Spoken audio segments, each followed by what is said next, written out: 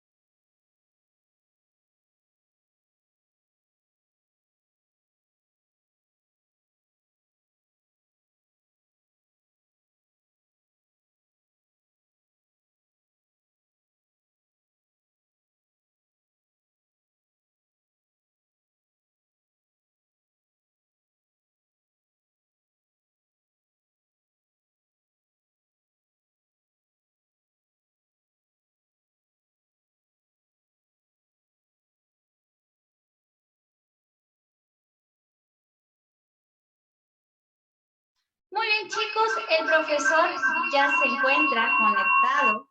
Vamos a darle la bienvenida. Profesor, ¿qué tal? Buenas tardes.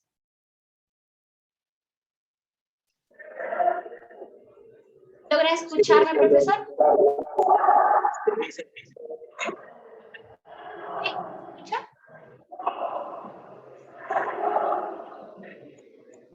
¿Logra escucharme? Buenas tardes, Robert, William, Pamela, sí, Alejandra. Yo sí les escucho, pero no sé si ustedes me escuchan claramente. Le escucho con un poquito de bulla de fondo, como si respiraciones fuertes. Acá gritando afuera. Está fuera del local donde estoy, pero mientras me escuchen a mí no hay ningún problema. Okay. A ver, le preguntamos a los alumnos quizás si tienen, o soy yo la que escucha mal. Chicos, ¿me comunican por aquí por el chat? ¿Se escucha? Ok, los chicos también. Parece que alguien estuviera gritando. Parece que hay soldaditos por ahí. Eso dice Cari. Es una instrucción premilitar, sí. Ajá. Pero a mí se me escucha bien, que es lo más importante. Yo estoy aquí pegado al teléfono. En cambio, lo que ustedes dicen que está pues, acá a unos 20, 30 metros. No hables así, Rubí, no hables así.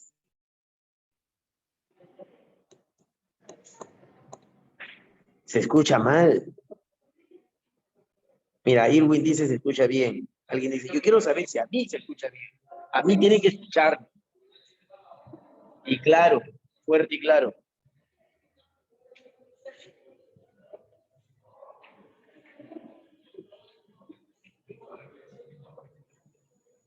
Ah, la licenciada, dice Alejandra Rojas, está compartiendo el sonido de la computadora. Eso dice acá. Señorita Alejandra, ¿es usted? Sí, profesor, pero yo no estoy compartiendo música en estos momentos. Ah, bueno, pero acá dice eso. Está compartiendo el sonido de la computadora. Sí, es que estaba poniendo música mientras lo esperábamos. Pero Ah, no, ya. ahorita no estoy compartiendo música, no se preocupe. Voy a dejar de Sale, igual vale. esta opción. Sale, vale. Listo, muchachos. Entonces, tenemos nosotros ahorita HUHP. HP, ¿cierto? Primer militarismo, ¿verdad? Ok. Ya tengo buena noticia para ti también, si quieres. Justo el tema que hice hoy, para que veas, mira, una pizarra, voy a mostrarte una pizarra de primer militarismo, una pizarra presencial, fue el tema que vimos. 3 horas de primer militarismo con una pizarra.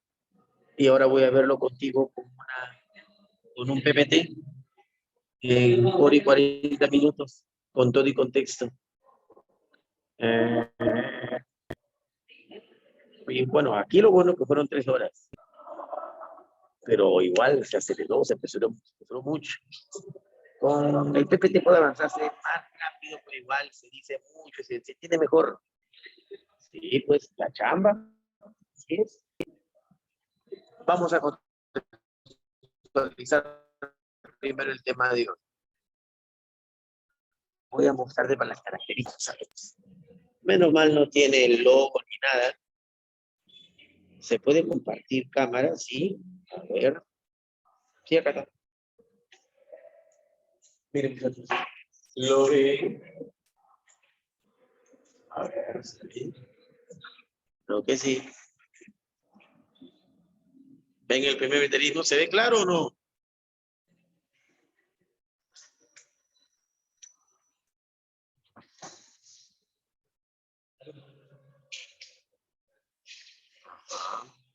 Ahí está. Con todo y características. Pero borroso. Ya yo después le tomo una foto. Vamos a cambiar el ángulo de aquí.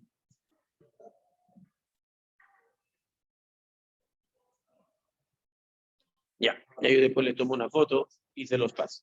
¿De acuerdo? Ya. Sí, con todo y constituciones, guerras civiles. No, pues no puedo decir eso por este medio, no se hace propaganda. Digo en otras instituciones también, solamente porque sepan eso es suficiente. Ya, miren muchachos, vamos a contextualizar la clase de pizarra virtual. Lo que viste, te lo voy a pasar, ¿eh? Como no tiene nombre de ninguna institución ni nada, te lo comparto. Le voy a dar a tu tutora para que lo comparta contigo. ¿De acuerdo? Si tuviera logo de alguna institución, no podría, no se puede, es incorrecto. Pero no tiene nada, normal. Y como lo hizo tu profesor Urbina, no hay ningún problema, lo puedo compartir, un regalo para ustedes. Ya, el cuadro que tienes ahí tiene algo como esto. ¿De acuerdo? Es un cuadro de doble entrada. Acá están las características que ahorita voy a señalar. Características políticas, económicas y sociales. Ahí están bien definidas. ¿De acuerdo? Acá está la cronología. Cronología, los periodos. ¿Cierto? Y vas a ver la línea de tiempo del primer militarismo, que también te la voy a mostrar ahorita, empezar a virtual. Y aquí debajo vas a ver aspectos como los gobiernos, los presidentes de cada una de estas etapas, las constituciones, ¿sí? Las anteriores, las 2 primeras, y las 6 constituciones de esta época. 6, en estos 45 años, 6 constituciones. Las guerras civiles, 6 guerras civiles estuvieron en este periodo. Los debates doctrinarios, ¿de acuerdo? Los conflictos internacionales también están, y los tratados internacionales y contratos, como el contrato GIPS, el arrendamiento guarnero, el contrato Dreyfus, están bien contextualizados. ¿De acuerdo? Bien. Lo tengo todo eso en PPT, en una línea de tiempo. ¿Listo? Y ahorita se están yendo de acá, va a haber un silencio absoluto. Pero empecemos con las características de este periodo. Primero vamos a contextualizar. Si toda esta es la República Peruana, o la historia de la República Peruana, desde 1800, a ver, tú sabes que oficialmente fuimos libres en 1824, con la capitulación de Ayacucho, ¿cierto? El 11 de diciembre de 1824 se firmó la capitulación. Oficialmente ya somos libres ya, pero Bolívar recién se retira en septiembre de 1826. Y el 27 el Congreso está eligiendo un nuevo presidente. Así que desde ahí ya pues se inicia oficialmente la República Independiente Peruana, porque la República que teníamos antes recién nacía, o en todo caso, Bolívar aún dominaba la situación. Pero ahorita ya somos una República Independiente. ¿Desde el 27 hasta cuándo? Pues hasta el 2021, no, hasta el día de ayer. La historia de toda la República Peruana, Basadre la ha dividido en militarismos y civilismos, ¿ok? Un primer militarismo seguido de un primer civilismo. ¿Qué crees que sigue? Un segundo, escribe que yo te leo. Un segundo, vamos, un segundo ¿qué? Escribe que te leo. Al toque, un segundo militarismo, seguido de un segundo, habla, un segundo ¿qué?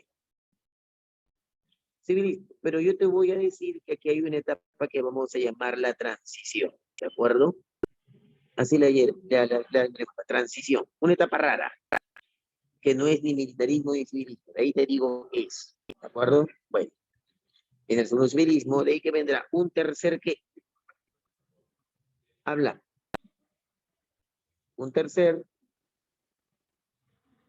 no te flojera estar escribiendo. Yo que tú pongo el audio y digo tercer militarismo, ¿sí o no?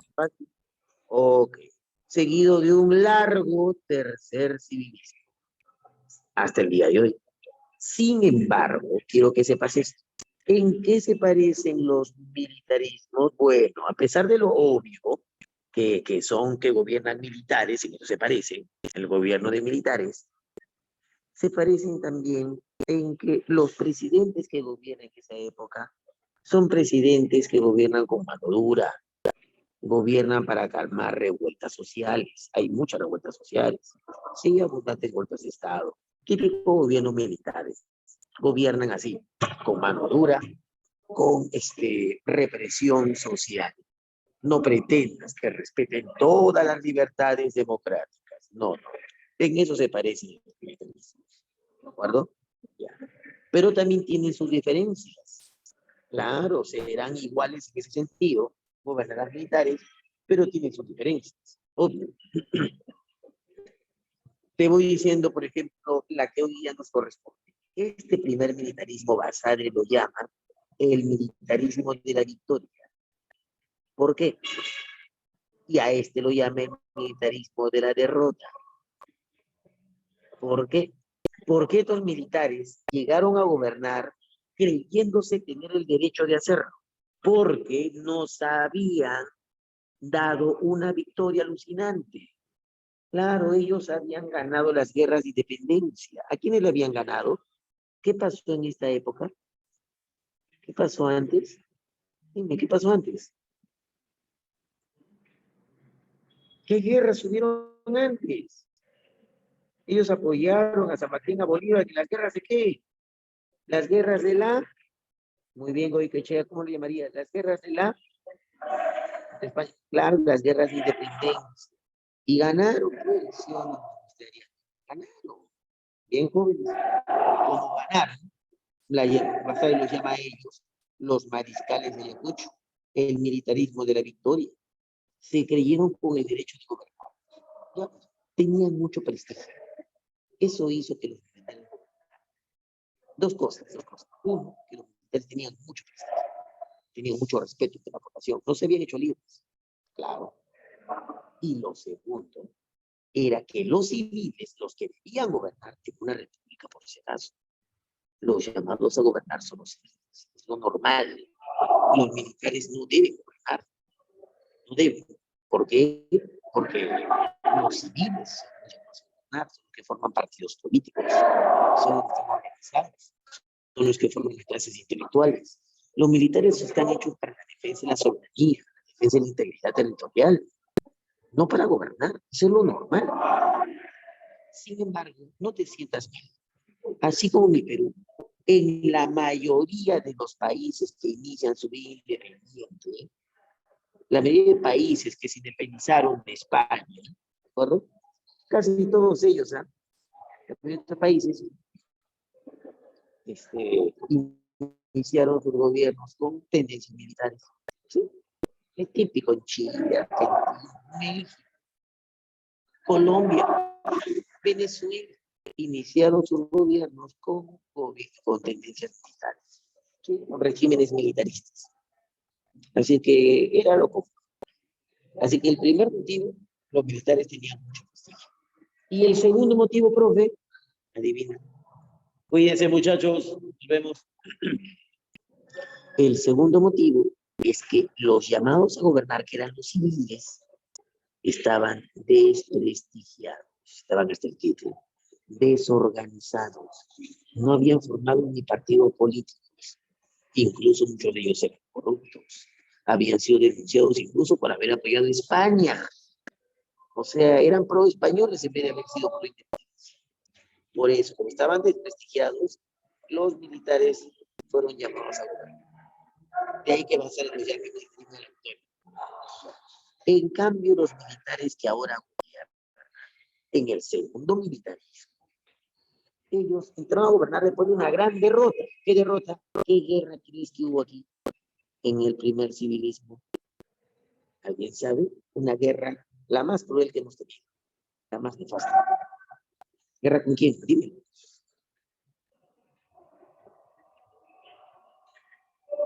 Muchas coñas. ¿No sabes la guerra contra quién? La guerra con Chile.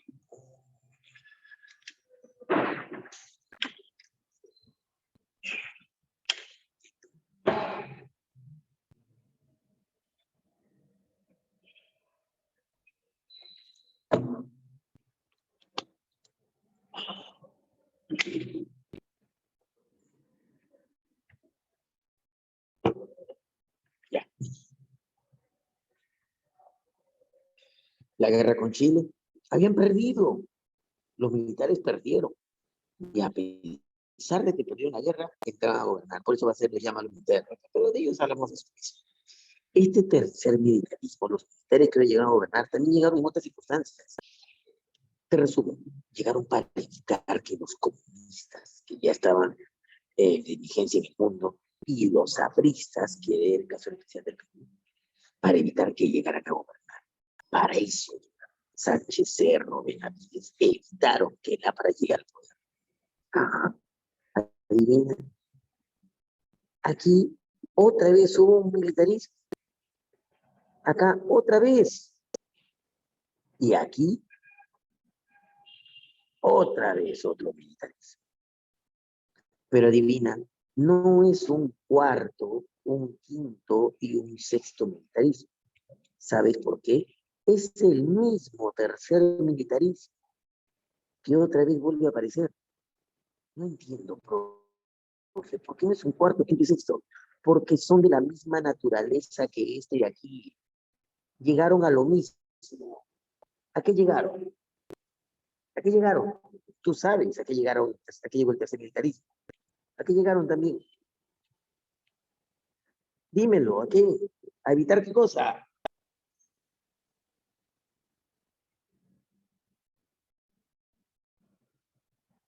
Claro, puede llegar que los comunistas o apristas tengan la opción de entrar al gobierno. Lo mismo pasó con Odría. De eso se encargó de evitar que Pelapa llegue al poder. También la Junta Militar de Godoy Limpio. Y también Velasco Alvarado y Morales Bermúdez hicieron lo mismo. ¿Te diste cuenta? Así es que no es un nuevo militarismo, es el mismo, solo que interrumpe por temporadas el tercer civismo. Lo interrumpió. O sea, para que entiendas, si esta es la vida amorosa de tu hermana, colócate. Adivina, Aquí sería con pareja, ¿entiendes? Lo militarismo sería como tener pareja, tiene enamorado. En cambio, la etapa de civilismo es si está soltera. ¿Entendiste eso? Dime, aquí tiene otro qué. Habla, otro qué sería, ¿Otro enamorado? otro, sí. Y aquí otra vez está que Soltera. soltera. Y aquí tiene un tercer que Enamorado. enamorado. Y todo este tiempo ella jura que está otra vez, dice que está sola, soltera, ¿sí o no? Sin embargo, por ciertos momentos volvió, regresó un tiempito. ¿Con quién? ¿Con otro enamorado? ¿Con su ex? ¿Con cuál? ¿Con el ¿O el primero? tercero? Con École, ¿entiendes? Así que no podemos decir que es un cuarto, un quinto y un sexto enamorado. Sabemos que es el mismo, solo que volvió con él por temporadas, por ratos. La vieron por ahí salir a pasear, algo por ahí. Así que ya sabes, el Perú solo tuvo, ¿cuántos militarismos ha tenido? ¿Cuántos? 3 militarismos. ¿Qué puedes decirme del tercero entonces? ¿Qué puedes decirme del tercero? ¿Cómo lo diferenciarías de los otros dos?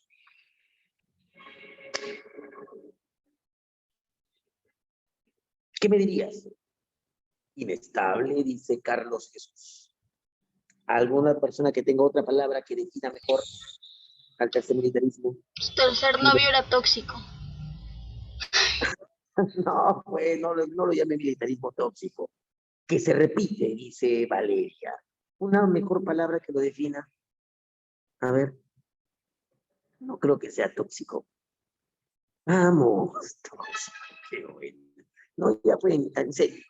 ¿Cómo llamarías al tercer militarismo?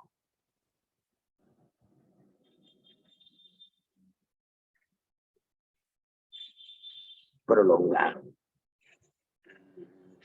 Admito que sí, se están esforzando, eso es lo bueno, se están esforzando por encontrar un buen término. Ya, sí es anticomunista y aprista, eso no te equivocas, pero me refiero, te das cuenta que los otros son continuados, inician y terminan, pero el tercero es inconstante, es una palabra inventada, Pamela, la primera vez que la leo, inconstante, eso, primera vez que la leo. A ver, ¿No sería inestable, profesor? si quieres usarla, mira, ¿sabes qué? Te voy a dar un mejor término. El tercer militarismo es interrumpido, ¿de acuerdo? No es constante, no significa constante, es interrumpido, o sea, es intermitente, vuelve a aparecer por otros momentos, ¿de acuerdo? Aparece cuando es necesario. ¿Cuando es necesario qué cosa? ¿Cuando es necesario qué? Aparecía cada vez que era necesario evitar que el APRA o el comunismo llegara al poder. ¿Entiendes? Ese es el tercer militarismo, por si acaso. Es la única vez que voy a decirte esta diferencia entre militarismo y civilismo. ¿Listo? Hoy tenemos que ver solo el militarismo. ¿Quedó claro, clarinete? ¿Sí? El ápera comunista tendríamos que descuidar cuando lleguemos acá al segundo civilismo, cuando hablemos de guía, voy a hablarte de la diferencia. Pero para que no diga, uy, si el profe no sabe, para que no digas eso, solo voy diciendo esto. Que había clara diferencia entre Haya de la Torre y el Partido Social Comunista de Mariátegui. ¿Ambos en qué se parecen? En que son antiimperialistas.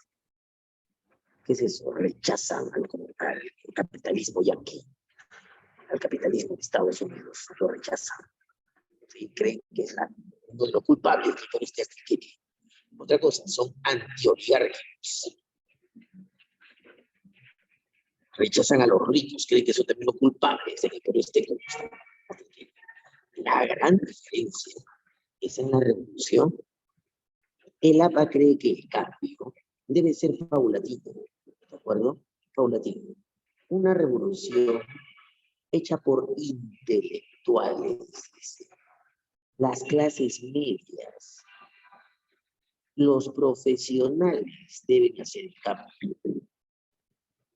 En cambio, María te dice, no, la revolución debe ser una revolución socialista, una revolución que vaya al comunismo, hecha por obreros y campesinos peruanos. Allá se burla de María diciendo, no, el obrero, no, para empezar no es mayoría en el Perú, ni está bien preparado, el campesino es analfabeto, no. Así no se hace una revolución. Ya hay clases intelectuales en el Perú. Ellos deben liderar el cambio. Son minoría, es cierto, pero pueden liderar el cambio. Gente que busque el bienestar del país. Bueno, eso fue su flor al inicio. ¿Tú qué crees? ¿A quién le da la razón? Bueno, tendríamos que estudiarlos más a profundidad, ¿no? ¿Ves, Kira, que cuando veamos tercer militarismo, vamos a hablar de eso? Esto seguro lleva filosofía, sí lleva filosofía, ¿no? También llevas filosofía y economía, seguro también van a hablar de vida de tecnologías. Bueno, ok, ya respondí la pregunta, no me acuerdo quién hizo la pregunta, pero ya lo sabe. ¿Quedó todo claro? ¿Sí? Ahora ya no hay bulla. Ahora, ¿saben qué puedo hacer? Mira, voy a hacer esto, voy a tomar una foto y voy a compartir la foto y voy a explicar con la foto. ¿Te parece? Luego ya uso el PPT normal. Tengo un PPT para explicarte la historia de los acontecimientos. Pero espérate.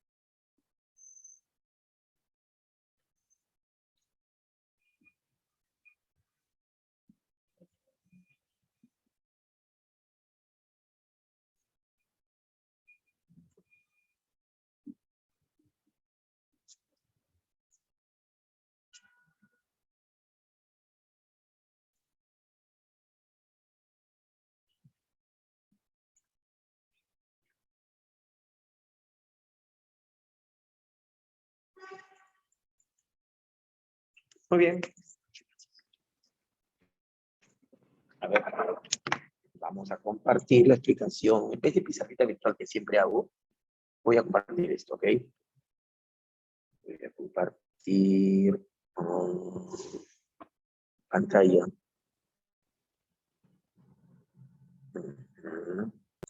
Voy a ir acá. Mira, acá tengo la imagen.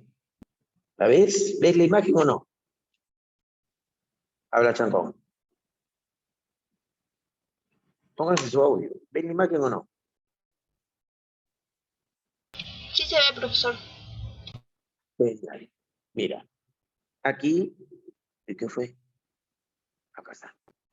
Acá se ven las características, como te dije, ¿ves? Acá están los aspectos políticos del primer militarismo, aspectos económicos, aspectos sociales. Miren lo político. Dice que hay inestabilidad política. Sí, en este primer militarismo se ven dos etapas, mira, dos etapas. Acá se ve. Acá está la cronología, mira, los periodos. El caudillismo militar y, ¿de acuerdo? La era del guano. ¿Ves aquí las características? Hay una línea que separa. ¿Ves esta línea? Lo cual es que no sé si puedes ver acá. A ver, veamos.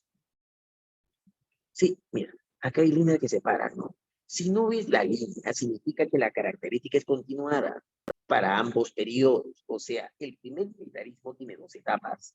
Esta de acá y esta de acá.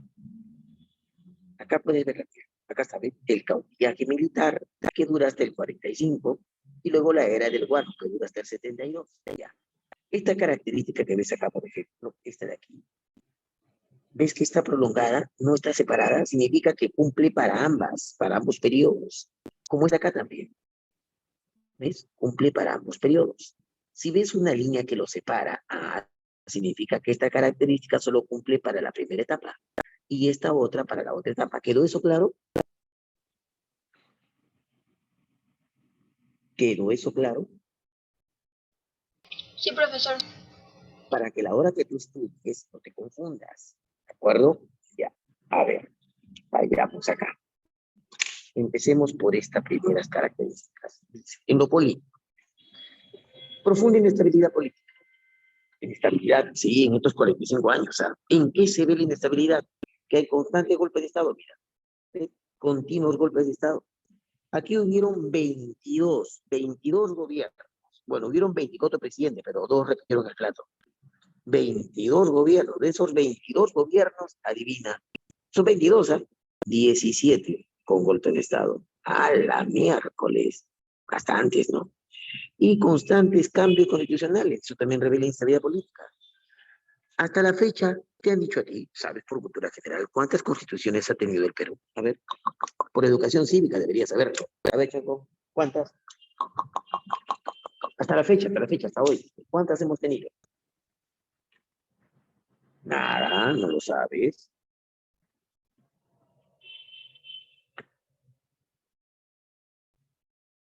¿En serio? Son 12, oye, debes saberlo. Son 12 constituciones las que hemos tenido. En esta época nomás, en estos 45 años, hemos tenido 6. Contando con las 2 que hemos tenido antes de empezar esta etapa, ya vamos 8, ¿eh? Hemos tenido 2, claro, durante la independencia, ¿recuerdas? Yo te dije, mira, acá está, constituciones. Durante la independencia, ¿recuerdas la que el primer congreso que mandó Bolívar, San Martín instalar? ¿Recuerdas el primer congreso constituyente?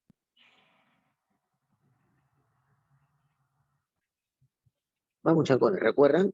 El primer congreso constituyente que San Martín Sí, profesor. instalar. Adivina, formuló una constitución, ¿cierto? Ya San Martín se fue, promulgó en el año 23. Era para que entre en vigencia al día siguiente. Pero al día siguiente llegó Bolívar, se oponía a sus planes. Podemos decir que nunca entró en vigencia. Nació muerta, por eso dice la constitución abortada. Es la del 23. Y Bolívar había promulgado otra, la del 26, ¿cierto? Así que ya había 2 constituciones. En esta época se promulgan 6 más. La prof, sí, la MAR, mira acá está la MAR, promulga la de 1828, que estuvo en vigencia, mira, con Camar también, y estuvo en vigencia hasta 1834. Porque Orbegoso, acá está mi Orbegoso, promulga otra, es la de 1834. Hasta ahí ya van 4. Esta era naturaleza liberal, aunque no encuentro en vigencia, así que no hay problema si sea liberal, conservadora. La de Simón Bolívar era vitalicia, era una acción recontra loca. El presidente parecía rey, más bien elegía a su gobernante. Era para garantizar sus poderes federativos. Ya. La de Lamar sí era liberal, ¿de acuerdo? La de Orbegoso era una liberal mejorada para evitar los absolutismos que tuvo Gamarra en su gobierno. Ya. Ya vamos 3 constituciones liberales. Muy bien, sigamos avanzando con constituciones para que vean los cambios, ¿no? La del 37 es una constitución que no entra en la lista oficial. Por eso lo he puesto ahí de rojo. Porque, profe, se promulgó para un país que hoy no existe. La promulga Santa Cruz. ¿Alguien sabe? ¿Alguien tiene base para qué país la hizo? Para un país que hoy no existe. ¿Nadie?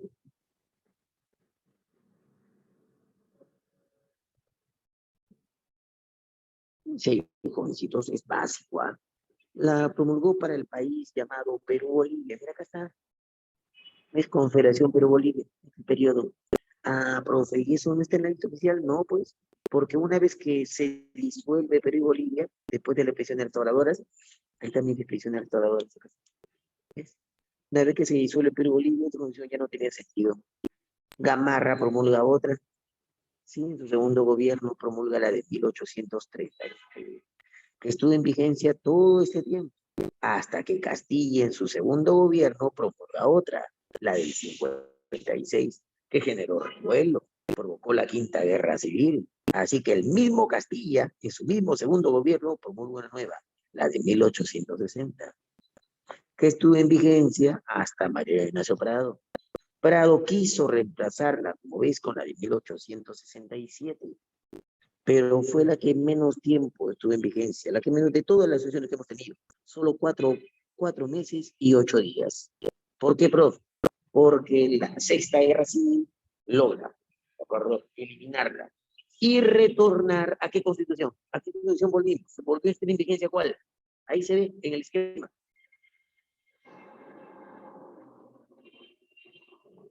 Vamos, ¿qué constitución volvió a estar en vigencia? ¿A la de 1860? Está, me presenta, se nota, ¿no? Y esa siguió de largo, hasta 1920. ¿Te das cuenta? Ahí te he mostrado en este esquemita hasta las constituciones que hemos tenido. Facilito, ¿no? Bueno, sigamos con las características. Bueno, ya sabes en el plano político, la inestabilidad política y qué cosas revela la inestabilidad política. Y además hay también bastantes actos de corrupción. Eso también revela inestabilidad política. Ahora, aquí sí hay diferencia. No, hay continuado, perdón. Conflictos fronterizos. Sí, tuvimos guerras con varios países. ¿De acuerdo? ¿Por qué, profe? Pues por eso, primero por fronteras, para definir fronteras que no estaban muy definidas. Trataron de usarse dos principios políticos, la aplicación de dos principios jurídicos. El último siguiente juri, ¿de acuerdo? Un principio que establecía que hasta cierta fecha establecida por los países en conjunto, lo tengan como fecha límite para fijar sus fronteras. Las fronteras que habían tenido hasta esa fecha se mantendrían, ¿de acuerdo? Por uti positivis. ¿Y qué fecha fue establecida, profe? 1810.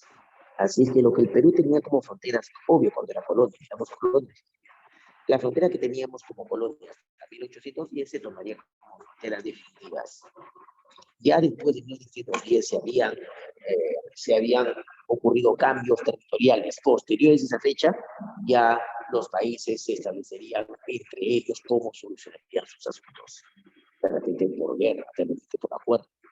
O por otra forma, la libre determinación de los pueblos.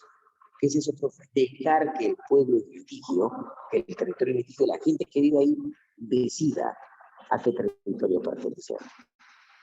Por ejemplo, por uti possidetis iuri, ¿de acuerdo? ¿Ganamos algún territorio? Por uti possidetis iuri, ¿ganamos algún territorio por eso? Sí. Por ejemplo, hasta 1810, ¿de acuerdo? Nuestro territorio fue Tumbes. Conservamos Tumbes. Estaba en litigio, pero lo conservamos. Y hasta ahora, Maynas. Uy, Ecuador siempre la ha reclamado, Colombia también, pero nosotros lo conservamos. Hasta ahora es lo que hoy día tú llamas Loreto, por si acaso. Ah, ya ves, entonces lo hemos conservado por tipos límites. Ya. Hay cosas que hemos perdido por tipos límites. Así, profe. ¿Por qué? Porque hasta 1810, ¿de acuerdo? Hasta esa fecha no nos pertenecía. Fue el caso de Guayaquil. Guayaquil había sido parte un tiempo de la Audiencia de Quito, ¿de acuerdo? Por uti possidetis, no nos pertenecía, nos lo quitaron por uti possidetis. Lo perdimos, ¿de acuerdo? También decidieron ellos hacer libre determinación. Por libre determinación, profe, vamos a borrar esto. Por libre determinación, algo perdimos, parte de Guayaquil también te dije. Por libre determinación también partimos la región del Caquetá a la larga. Pero en cambio, ganamos por libre determinación Jaén. No era nuestra Jaén, ¿sabías? Por tiempo siguiente no era nuestra, pero la ganamos por libre determinación. Decidieron pertenecer al rey. ¿De acuerdo? Eso es para que sepan lo que pasó en ese aspecto. Ya. Ahora, este aspecto político sí tiene una gran diferencia. Te dije que primer militarismo tiene dos etapas, hay también periodos. El cautismo, que va hasta 1845, y ahí la era del Guano, aunque en realidad se extiende hasta después de la guerra con Chile. Pero ya, ahí hay diferencia en esta característica política. En la primera etapa, en el primer caudillismo, hay una gran debilidad burocrática e institucional. ¿Cómo debilidad burocrática, profe? No tenemos muchas personas que trabajan para el Estado. Eso es burocracia, la persona que trabaja para el Estado. No tenemos muchas instituciones que hagan que el Estado cumpla sus funciones. O sea, tenemos un Estado debilitado. Hoy, por ejemplo, hoy, dame, a ver, hay un montón, creo que son más de 500. Hay un montón. Dame ejemplo de instituciones estatales que el Estado ha creado para sus funciones. Dame ejemplo de instituciones. Te doy algunas: la SUNAT, la RENIEC, el Jurado Nacional de Elecciones, el Banco de la Nación, Indecopi, COFOPRI. Dame ver los ministerios, el de Agricultura, en Economía, no sé, los municipios. Ya, dame más, instituciones del Estado.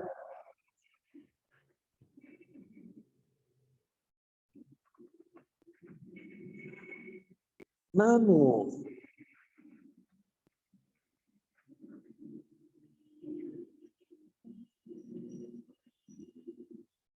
Vamos, jovencitos.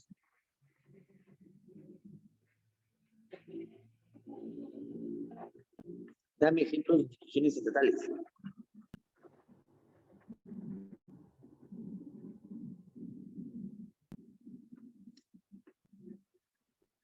Nada.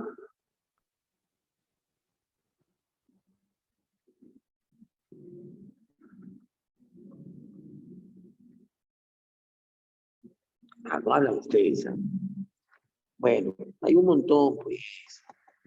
A ver, la Defensoría del Pueblo, instituciones del Estado, a ver, hay algunas, ¿sí? ANA, ¿cierto? ¿Cómo se llama? INRENA, el Museo de la Nación, en fin, hay un montón de instituciones. ¿Para qué existe? El Ministerio de Salud, ¿cómo se llama? Salud también, de salud. No privadas, hay privadas. Cervanco, el BCP, son instituciones privadas. Hablo del Estado. ¿Para qué existe? Para cumplir funciones estatales. El Estado requiere cumplir funciones, cobrar impuestos, hacer obras de salud, de educación. Los colegios públicos, el Ministerio de Educación, son funciones del Estado. Los hospitales del Estado, ahí están para cumplir diversas funciones. En esta época no había muchas, escasa, casi nula. El ejército era la única institución de prestigio y de peso, pero ni siquiera también era la gran cosa. Me refiero a que no teníamos muchos soldados, pero sí eran más o menos pagados, que estaban organizados. El ejército tenía prestigio. La iglesia también es una institución respetada. Fuera de ellos, no había una escuela de contadores, no había escuela de ingenieros, no había un centro civil de derecho, no había, por ejemplo, un colegio de registro público, no había algo parecido a la SUNAT, algo que cobrar impuestos. Es un estado debilitado teníamos. Recién con el el Estado empieza a fortalecerse, ¿sí? Empezamos a tener una sólida burocracia eficiente y preparada. Empezamos a tener unas instituciones, o sea, un Estado fortalecido, casi de la noche a la mañana, gracias al Guano. Por ejemplo, embajadas en el extranjero, buques, una marina muy bien preparada, una escuela de cohetes. No tenemos una escuela de marina, no tenemos una escuela oficial todavía, pero una escuela de cohetes. Empezamos a tener, de acuerdo, un colegio de presupuesto, un colegio de contadores que elaboran el presupuesto de la República. En una escuela normal, o sea, un colegio que preparara docentes, que preparara profesores, maestros, ¿sabes? O sea, y un colegio de embajadores. Así que estábamos fortalecidos ya. gracias al guano. En el aspecto económico, por ejemplo, se inicia nuestra dependencia al capitalismo británico o inglés. Dependíamos de Inglaterra. Si bien es cierto, ya éramos independientes de España en el plano político, económico y social, ahora económicamente dependíamos de Inglaterra. ¿Y por qué, profe? Dos razones. Uno, por la política de préstamos. ¿Sí? Nos prestamos harta plata de Inglaterra. Harto dinero. ¿Y por qué, profesor? Porque se entiende. Porque pero no había guano al inicio, no, para empezar. Al inicio no. Vivíamos de las aduanas, impuestos que pagaban los comerciantes por importar y exportar, y el indígena, digamos que siga pagando tributo. Ya. Bueno, pero la dependencia de Inglaterra estaba por los empréstitos, recuerdo que necesitábamos entonces urgentemente esta plata de Inglaterra, porque al inicio no había plata, pero luego ya vino por el guano. Pero aún así, también dependíamos de la plata inglés debido al contexto internacional, lo que se pasaba, lo que se vivía afuera. ¿Así? ¿Qué contexto se vivía afuera, profe? El imperialismo económico. Si sabes algo universal, durante la edad contemporánea, los países atraviesan un gran proceso llamado una primera y una segunda revolución industrial. Su producción se acelera, se maquiniza y pronto requieren abundante materia prima que no logran satisfacer con lo que tienen en sus localidades. Caballero, tienen que hacer la molestia de buscarlo en otras partes. ¿Dónde buscan? ¿En qué continente primero? En África y en Asia, en Mancha, pero luego empiezan a buscar en Oceanía y también en América, Inglaterra sobre todo. Y en América un gran mercado, ¿no? O sea, una gran fuente de recursos, por ejemplo, de aquí del Perú, sacó guano al inicio, luego salitre, y también vio un gran mercado, o sea, dónde colocar su merca, sus productos de su primera revolución industrial, sus productos textiles. Así que era un contexto donde los países europeos veían en el mundo una fuente de recursos y un mercado. Así es que el Perú fue parte de esa colonia. O sea, Europa buscaba colonias y el Perú fue colonia de Inglaterra, una colonia indirecta de Inglaterra. Obvio que Estados Unidos al inicio como que no le molestaba, ¿no? Empezó a aplicar su doctrina Monroe, América para los americanos, pero poco, nada pudo hacer al inicio con los capitales ingleses que empezaron a instalarse aquí en el Perú. Son las dos razones por las que dependíamos de los capitales extranjeros. Pero ahora, las otras dos características sí son diferentes en una etapa y en otra, como puede ver por esta línea. A ver, en la primera etapa del caudillismo militar, donde no hay guano, ¿de acuerdo? Las únicas fuentes de ingreso son el tributo indígena y el cobro por aduanas, o sea, importación y exportación. Y había decaído la actividad minera, la minería decayó. ¿No ves que el indio, la minería que existía aquí en la colonia, ya había decaído, ya después de que Potosí fue la historia, pero aún así el indio seguía haciendo su famosa mitad minera, ¿no? Que era obligatoria. Le pagaban por esa chamba, pero una miseria, pero obligatoria. Ahora que ya los españoles no están en el Perú, el indio abandonó las minas, ya nadie podía obligarlo a hacer mina minera, ¿de acuerdo? No era obligatorio. Entonces, las minas fueron abandonadas, así que el sector minero decayó enormemente. La minería se fue al diablo. ¿Sabes cuándo recién repuntó? En el siglo XX, cuando vino aquí una empresa norteamericana. Pero no estamos ahí todavía, pero ya te voy adelantando para que sea. El siglo XX recién repuntó la minería un poco, gracias a una empresa norteamericana que vino, la Cerro de Pasco Mining Company. Recién ahí. Ya, pero aquí decayó la minería. Pero no fue la única actividad que decae, también la manufacturera, o sea, las artesanías, lo que fabricaban cosas, decae. ¿Por qué? Porque se favorecieron las importaciones. ¿No ves que nosotros empezamos a hacer mercado? ¿Y quién empezó aquí a vender sus productos? ¿Quién? A ver, dime. Dímelo. ¿Quién empezó aquí a vender sus productos?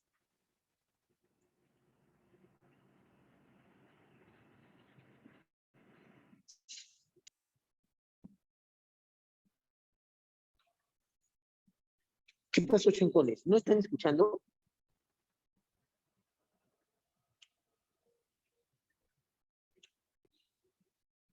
¿Quién empezó aquí a vender sus productos? Empezamos a hacer nosotros colonia de quién, ¿de qué país?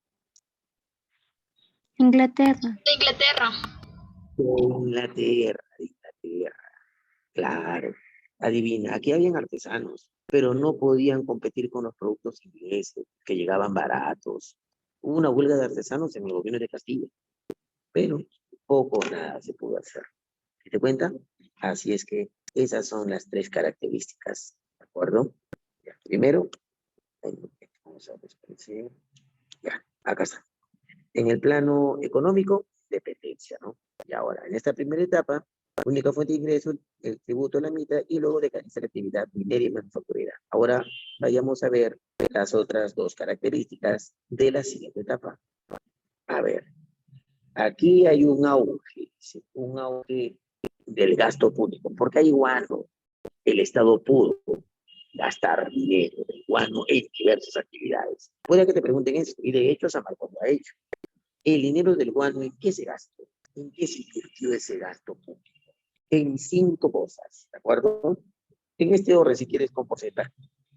En expandir la burocracia, te dije, ¿no? En lo político, el Estado se vuelve fuerte. Acá está el Estado fortalecido, porque tuvimos más burocracia en instituciones. Claro, en gastar en burocracia en instituciones, ahí es donde se gastó más. El 27% y el 21%, vamos a poner 27, sí, y 21. No, espérate, si ambos consuman 53, a ver, ¿cómo lo ponemos? 25, 25.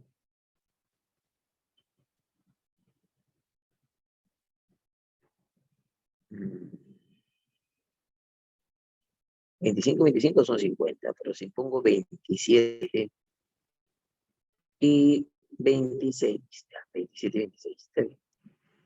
El 27% se gastó en expandir la burocracia civil, ¿de acuerdo? Burocracia civil, claro, personas que trabajan para el Estado, pero que no son militares. Y el 26% burocracia militar. Se reforzaron mucho. La burocracia civil, contadores, profesores, maestros, médicos, ¿de acuerdo? Oficinistas, hasta personas que elaboraron el mapa, el primer mapa del Perú, está en este rubro. Se gastó mucho en burocracia, embajadores, ferrocarriles, se gastó aquí el 21, el 22% del dinero del Estado. Se gastó en ferrocarriles, en ampliar, pero no solo el ferrocarril en sí, sino las vías férreas, las rutas férreas. El Perú es un maldito papel arrugado. Hacer vías férreas en Perú costó un montón de plata y quedaron inconclusos, o sea, no se quedaron de todo. Para poder hacer esto se hicieron un montón de préstamos, un montón de préstamos. El dinero era para pagar el préstamo de esos dichos ferrocarriles. Los días salieron caros porque salieron financiados. No se compró al contado. ¿Y por qué? ¿Qué idiotas? No compró al contado. No puedes, pues. Es algo que la gente, lo que critican, lo que se criticar, la clase, y criticar lo que pasó. Dime, el dinero del guano, ¿el Perú lo recibió como una herencia? ¿Crees que fue que el Perú se sacó la quinta? Dime, el guano estaba ahí, se había acumulado durante miles de años. Pero el Perú, ¿qué empezó a recibir por el guano? Empezó a recibir rentas. Nos pagaban mensual por el guano conforme se iba extrayendo. Conforme se iba extrayendo, así pagaron el guano con rentas. Nadie nos compró todo el guano de contado. Ahí te creo que hubiéramos comprado los ferrocarriles de golpe. Fueron con rentas. Es como tu viejo. Dime, lo normal que critican a tu viejo, ¿qué cosa? Esto. Tu viejo, si saca la lotería y de ahí se endeuda, ya sería un idiota, pues si se endeuda, ¿no? Obvio, ¿por qué se va a endeudar si sacó la lotería? Pero otra cosa es que tu viejo se encuentre un buen trabajo, colócate, ¿no? Ingresar un buen empleo, que le paguen 5.000 mensual. Qué chévere, ya con 5.000 mensual, pero él tiene proyectos. Quiere poner en una buena universidad, quiere terminar su casa, quiere comprarse su carro. Dime, ¿con 5.000 mensual puede hacerlo de golpe?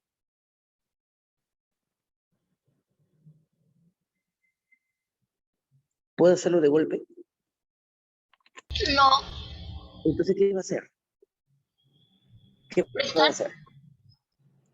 Va a prestarse, va a sacarse crédito y obvio, con su buen sueldo que tiene va a pagar, pues, poco a poco va a pagar. Veto a saber, 10, 20 años, ¿no? Algo lo pagará más pronto. Otra cosa sí ir apuntando poco a poco, pero él se va a administrar. Ya es lo que él va a querer hacer. Y lo mismo es el Estado. Fácil que el Estado dice lo que cualquier persona haría. Pero claro, alguien que de verdad es más inteligente, ¿qué prefiere? Lo necesario, lo urgente, no, ya me presto, pero para lo urgente. Lo que no es urgente, claro, o va administrando, va reduciéndose su gasto. Si aquí se gastó a lo loco, es cierto, se gastó a lo loco, pero ¿quién va pues a decir, no, no, hay que ahorrar, cuando ya tenga la plata todo junto recién? No, tampoco. Bueno, ya te decía, ¿no? Estos son los gastos. ¿Dónde estaba? Acá el 53% en la burocracia. El 22%, mira, hasta aquí va el 75%, el 2% de ferrocarriles. Para pagar la deuda, tanto la deuda interna como la deuda externa, ¿de acuerdo? Ambas deudas. La deuda interna fue lo que más se gastó, el 11% en pagar la deuda interna. Ah, la profe. Y un 8% la deuda externa. Algunos salía más o menos el 19%. Ah, su profe, 75 más 19 son, a ver, 75, 94. Claro, 94%. Bueno, aquí 11, aquí te dije que era 8, no, vamos a poner 8, 6%. Entonces era 17. 75 más 17 son 8, 92%. Así, 92%. Porque el 7% fue la manutención de la esclavitud. ¿Qué es eso, profe? El dinero que el Estado pagó para liberar al esclavo negro. No se ordenó la libertad del negro en esta época. Fue en el segundo gobierno de Castilla. No se ordenó la libertad del negro. Se pagó por cada cabeza de esclavo negro para darles libertad. Los dueños de los negros recibieron su billete para liberarlos, por si acaso. Y el 1% en obras públicas recién. Ahí tienes el que se gastó el dinero del Uruguay. Lo caso, ¿no? Y en esta época, algo también que es propio de este periodo de la segunda etapa, surgimiento de la primera burguesía productora y carbonera. Y es que el dinero, te dije que el Estado, parte del dinero se gastó en pagar la deuda interna. ¿Qué es deuda interna? A los peruanos, ¿qué se les debía? Se les pagó, se les dio grandes sumas de dinero, sobre pretexto de que inviertan aquí en el Perú. Así nace la primera burguesía, pero además ellos, en un tiempo vas a ver, se hicieron con el control del guano, tuvieron el control del guano en sus manos. Y así que se enriquecieron con el negocio guanero. Y eso los hizo recontra ricos. Y así se formó esta burguesía. Mira acá, para que veas. En este aspecto aquí se ven los contratos. Mira, el dinero del guano, el negocio del guano primero estuvo en manos del arrendamiento. Se le alquiló a un tal Francisco Quirós, por ejemplo. Se le alquiló la ciudad de Chicha. Pero luego estuvo en manos de los ingleses, de los jeeps, que pagaban 17,5 libras esterlinas por cada tonelada métrica de guano. Ah, qué loco. Ya, pero adivina, eso fue en el primer gobierno de Castilla. Acá está, el primer gobierno de Castilla. Pero en su segundo gobierno se les cierra el negocio a los jeeps y se les da a los nacionales el negocio de la consignación. Pero bueno, acá está, segundo gobierno de Castilla. ¿Lo ves? Y así es que ahí ellos se forraron de plata. Hasta que llega Balta. Y Balta le dio negocio al capitán francés, a Dreyfus, mediante el monopolio. ¿Lo viste? ¿Ves que este cuadro resume bastantes cosas, ¿no? Sobre contratos, guerras civiles, construcciones, gobiernos y demás. Bueno, ahí tienes esas características económicas. En lo social, dos características sociales. La primera, típica, ¿de acuerdo? Bueno, las dos características son típicas de estos periodos, de los dos, de todo el periodo militarista. La primera, protestas populares. Y protestas así. ¿Y de qué? ¿Contra qué? Mira, la primera protesta se entiende por qué era de indios, pues, porque le seguían cobrando el tributo. La rebelión de los indios quichanos, por ejemplo, en Huanta y Ayacucho, fue contra el pago del tributo. Y adivina, ocurrió en el gobierno de la Mara. Ah, la prosa, ¿sí? Contra el tributo indígena. También protestaban por la escasa o nula participación política. Fue la rebelión de Arancilla, por ejemplo, y Ninavilca, también la de Francisco Quirós. fue porque les prometieron a los indios que habían peleado en Ayacucho también darle ciudadanía, y no les dieron ciudadanía. A la que protestaron contra él, igual fueron acallados, ¿ah? Igual que la rebelión de los indios quichanos, no les dieron el voto, pese a que se propuso, ¿no?, darles el voto a los indígenas, no porque son analfabetos la mayoría. Eso se decidió. ¿Qué te parece? A la profe. También hubo protestas para bajar la ciudadanía, se quedó en 23. La desigualdad, sí, había profundas desigualdades sociales. El capital en manos de muy pocos dineros, muy pocos personas. Y protestas contra el gamonalismo provincial, o sea, los terratenientes, los asentados en la sierra que hacían de las suyas. Como había escasa o nula participación del Estado, muchos terratenientes se apoderaban de las tierras de los indios.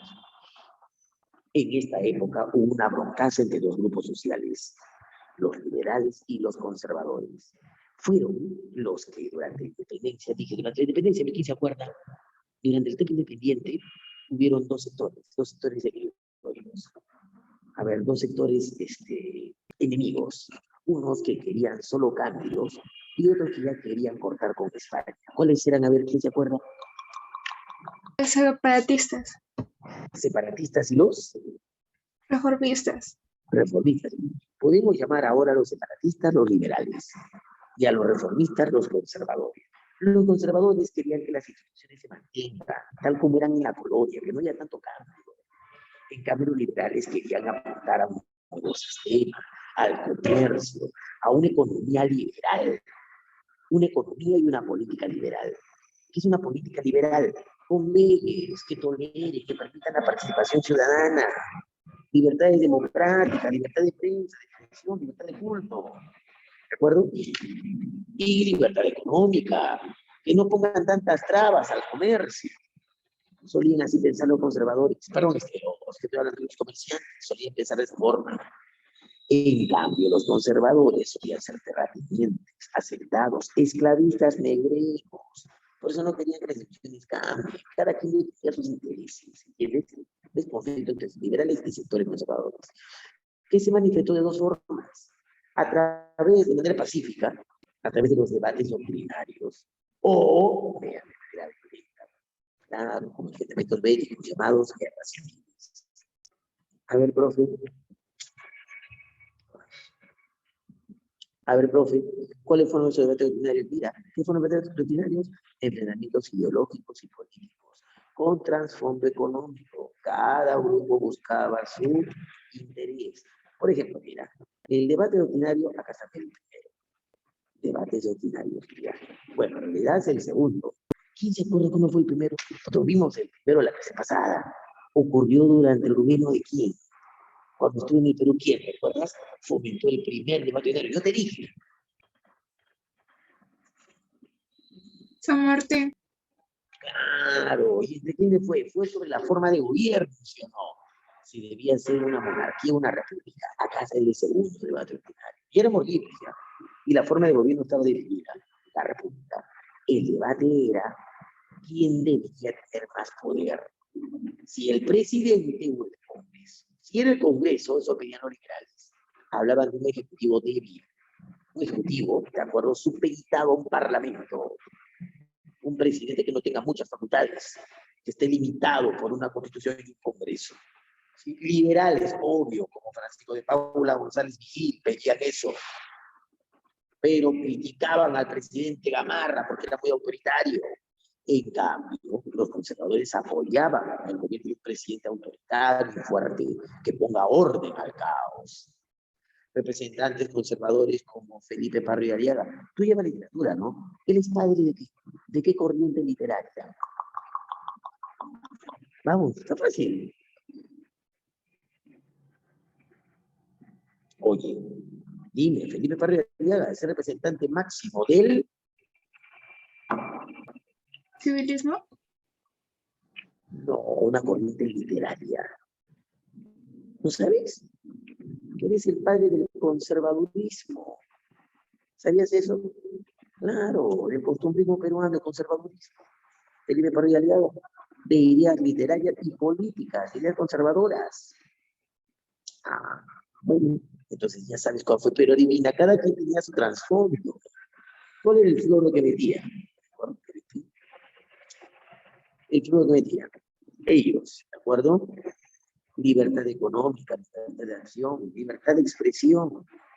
Que el indio ya no pague tributo. Que el indio ya no haga, ¿cómo se llama? No pague tributo, ni haga mitad. Y el negro sea abolido de la esclavitud. Pero no era amor al negro, no era amor al indio, pobrecito. Era un asunto fiscal lo que ellos tenían en mente. Es un asunto fiscal, ¿de acuerdo? Tributario. Mira, si el negro es libre, para poder sobrevivir va a tener que trabajar, ganarse un sueldito. Y si gana su sueldo, va a ir a gastar su plata, va a ir a comprar. Y si tiene que comprar, ¿quién se le gana? ¿Quiénes son los que venden? ¿Qué sector social es el que vende? ¿Quiénes?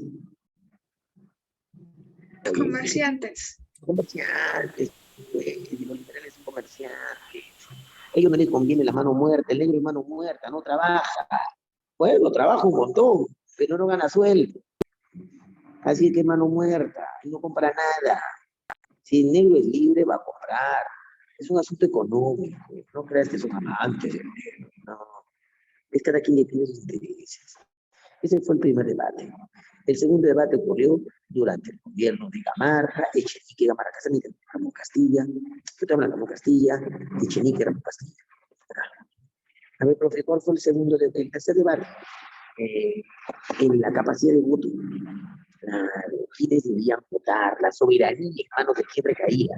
Si de todo el pueblo, decían los liberales, hasta los liberales son bien, claro, o solo en manos de los inteligentes. Los inteligentes, lo curioso era saber quiénes eran los inteligentes, ¿no? Ramón Herrera, ¿de acuerdo? Ya, y su hijo, Bartolomé Herrera, y Mariano Ignacio Ibarco, apostaban porque los inteligentes son los intelectuales, la gente que ha estudiado, la gente preparada. Los indígenas son analfabetos. Hay que educarlos primero. ¿Cómo se le va a dar conciencia política? ¿Cómo se va a darle facultad de votar? Es como si hoy dijeran que a un muchacho, un niñito, ¿no? De 6, 7 años también vaya a votar. Es peruano, que vote, es el suelo de los liberales. Pero en cambio los conservadores asumían que son inmaduros políticos. ¿Cómo darle soberanía para poder votar? Y el argumento. Y al parecer, pues, tenían razón. En cambio, los liberales, su flor ya sabéis cuál era, ¿no? Lograr, pues, contener el avance de los militares aquí en el Perú. Los hermanos Gálvez, Benito Lazo, abogaban por ello. Bueno, aquí hubieron 2 debates universitarios, uno en cada periodo. ¿Te diste cuenta? Ya sabes entonces las características sociales, como esa de conflictos liberales y conservadores, que se manifestó ante los ellos, pero también mediante las guerras civiles, el enfrentamiento bélico, usando bandos militares para defender sus intereses, bandos militares. El enfrentamiento era entre civiles, ¿no? Pero cada quien usaba los militares, mira, guerras civiles. Mira, todos los conflictos civiles que hubieron, 6 guerras civiles. La primera fue en los tiempos del presidente Orbegoso. ¿Contra quién? Contra un gamarrista, contra Bermúdez. Digamos que Orbegoso ganó tras el abrazo de Maquinguayo. ¿Sí?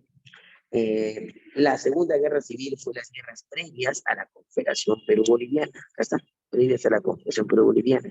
Fue entre Salaverry y Santa Cruz. Gana Santa Cruz. Salaverry no solo es derrotado, es fusilado incluso a la profe. La tercera guerra civil fue durante la anarquía militar, una bronca por el poder. Al final Ramón Castilla termina sacando a Vivanco en la batalla de Carmen del Alto. ¿Sí?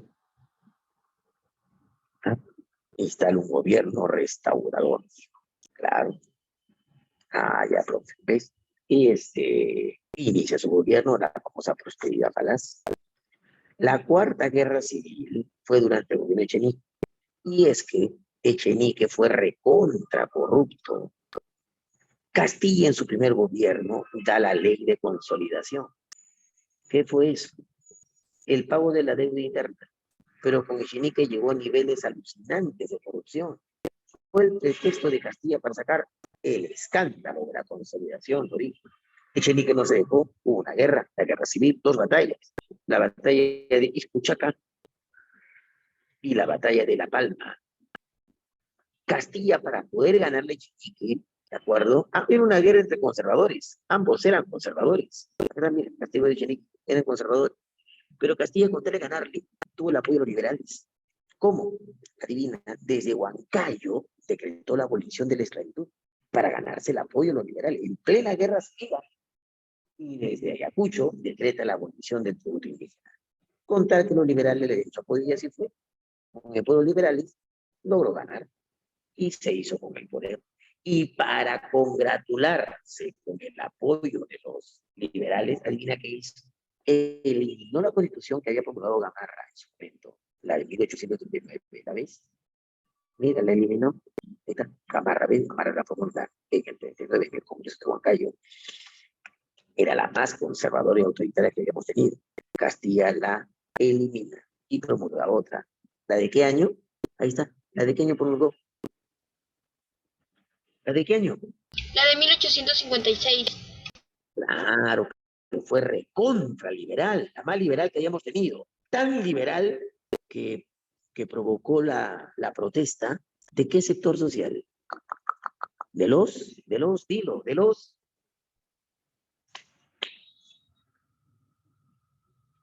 Vamos, si era liberal, provocó la protesta. ¿De qué sector social? Conservadores. Los conservadores. Por eso fue la Quinta Guerra Civil. Ahí está, la Quinta Guerra Civil. ¿Quién representó a los conservadores? Vivanco. Vivanco. Pucha, y Castilla, más hábil Castilla, para evitar que lo saquen del poder, porque la Vivanco estaba dispuesto a todo. ¿Qué hizo? Alguien no su propia constitución y promulgó otra, mira, otra, la de 1860. Esta, adivina, pero si era conservadora, iba a generar la protesta de quiénes? ¿De los qué? Liberales. Pero entonces, pero no, todo el mundo quedó feliz. ¿Cómo llamarías esta constitución? Fue pregunta a Marcos, ¿sabías? ¿Cómo Moderada. llamarías esa constitución?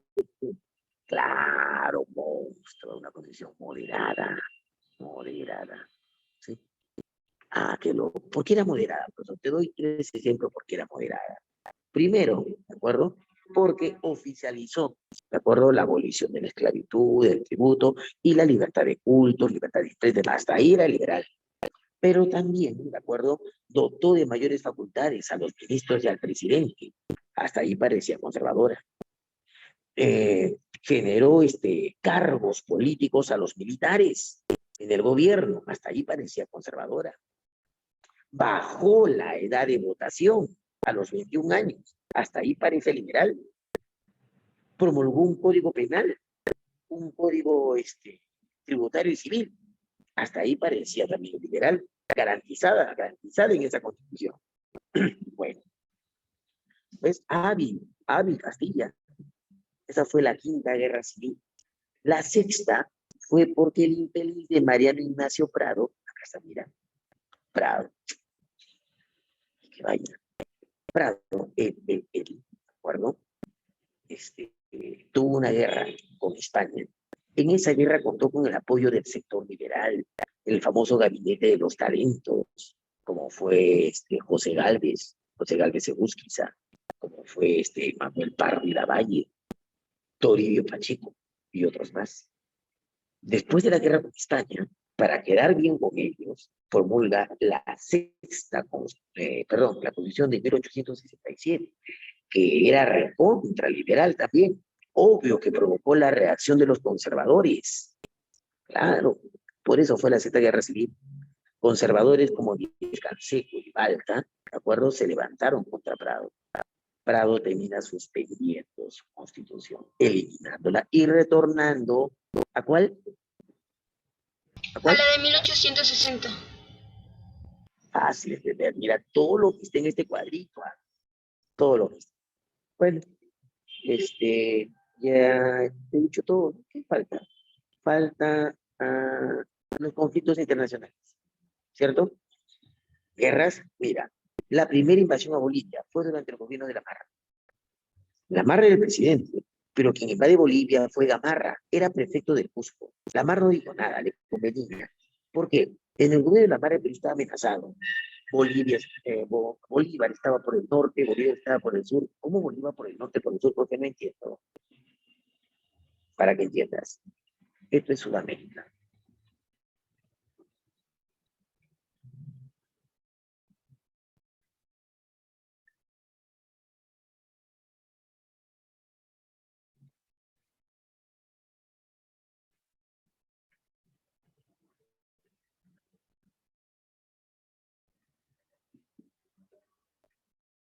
Ya, Sudamérica. Muy bien.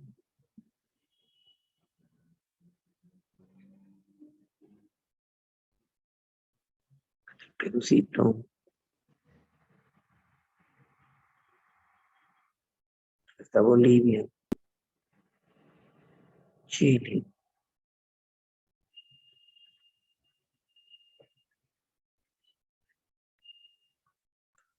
Ese territorio de la Patagonia estaba en disputa de Chile. Bueno, a lo que voy es que aquí en Bolivia, adivina quién era el presidente, Sucre. Y aquí en la Gran Colombia, era la unión de Colombia, Venezuela y Ecuador. También Colombia era una provincia de Colombia, perdón, Panamá era una provincia de Colombia. Así que todo esto era la Gran Colombia. Y adivina quién era su presidente, Bolívar.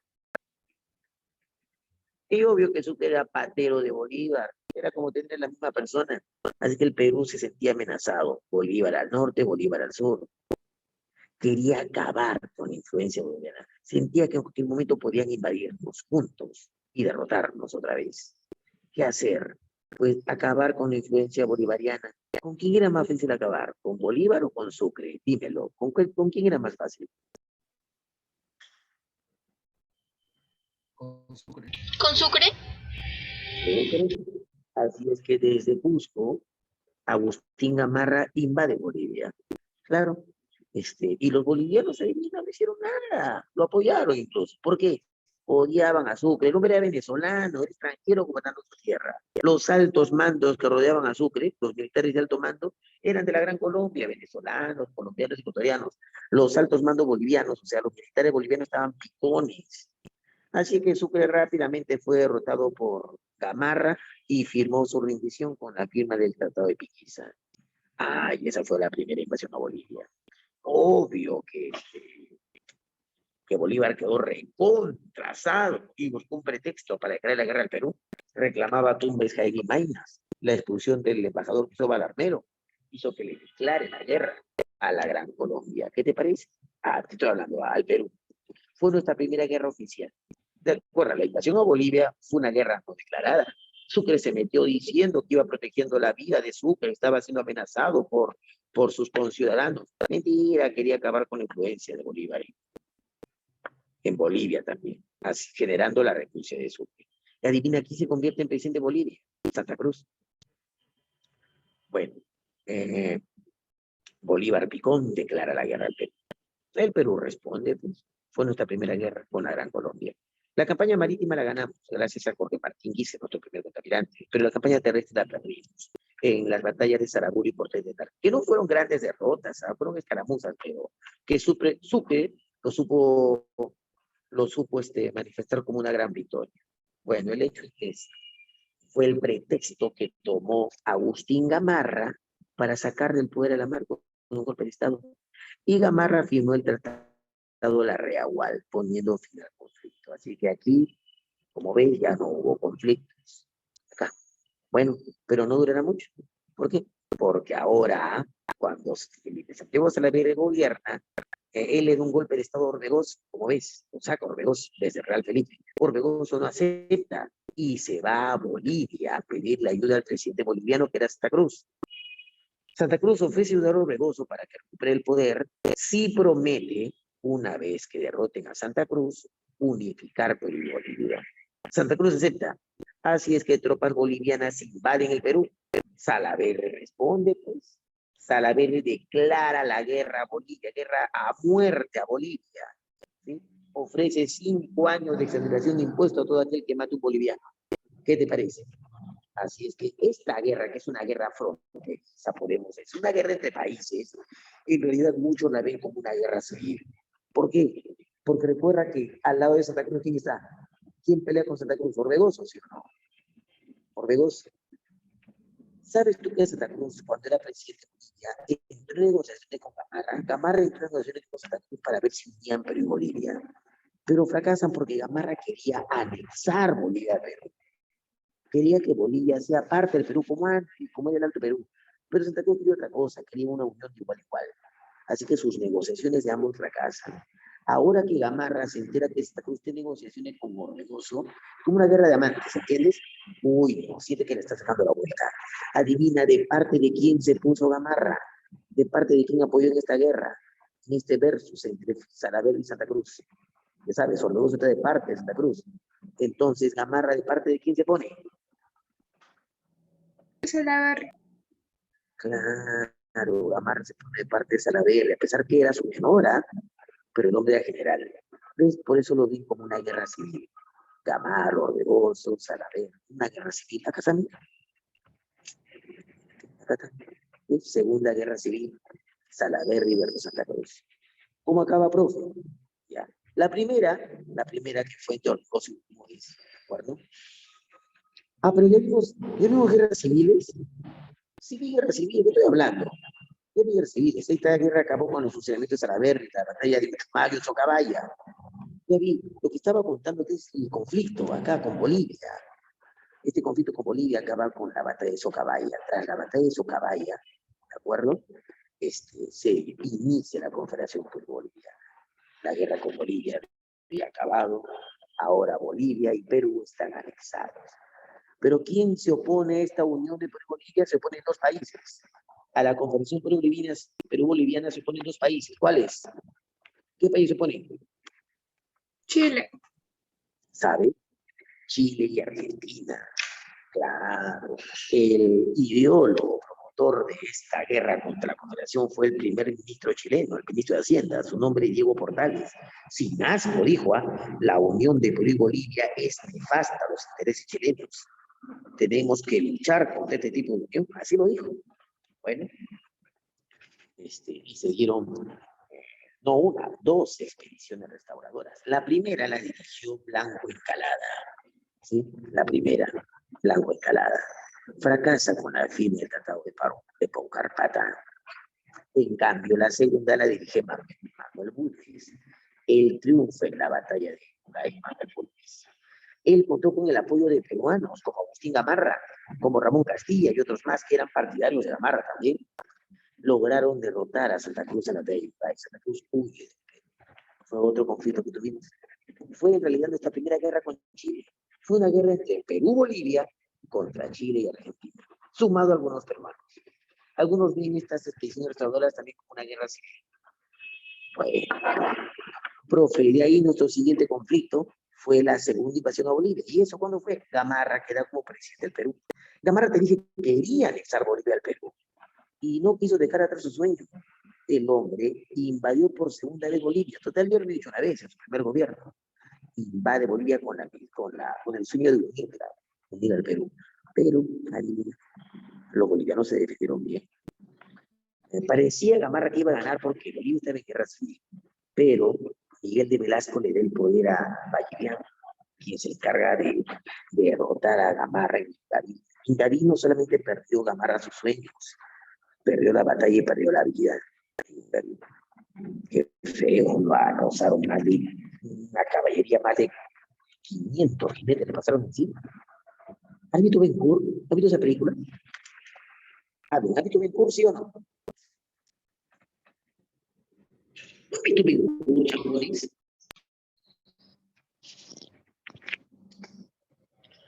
Eso tan loco. Mire, tengo un Netflix, míralo. Ya, Mesala le pasa una cuadrilla de 4 o 5 caballos. Si quiere hecho puré. Imagínate cómo quedó Gamarra. A la que fea muerte. Bueno, fue otro conflicto que tuvimos con Bolivia. Otro profe, adivina, el primer congreso americanista. ¿Y eso cuándo ocurre, profe? Congreso americanista ocurre en los tiempos de Ramoncito Castilla. Mira, acá está Ramón Castilla, primer gobierno. ¿Y eso porque era un contexto donde te dije los países extranjeros europeos están interviniendo en América? Acá está, mira. Contexto, te dije. Mira, se inicia nuestra dependencia al capitalismo británico e inglés por el continuo empréstito y el contexto imperialista. Muchos países, no solo Inglaterra, están interviniendo en el mundo, incluso en América. Por ejemplo, Austria, Francia, intervienen en México. Ahí Austria intenta imponer una monarquía. España envía una expedición a Ecuador para imponer una monarquía ahí controlada, la expedición Juan José Flores. ¿Sabías eso? El Perú se entera de toda esa vaina, era los tiempos de Castilla, y el hombre se sentía el abanderado de la libertad de América. Típica mentalidad de un conservador. Típica, ¿de acuerdo? No, hay que evitarlo. Convocó al primer Congreso Americanista en Lima. Ah, qué loco. Bueno, también tuvimos intervenciones militares.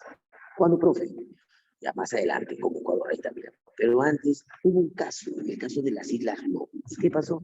Adivina, Inglaterra también, aparte de su política interventora en la política de los países, aparte de eso, también ocupaba colonias, ¿no? Las Malvinas, por ejemplo, las ocupó en las costas del sur de Sudamérica.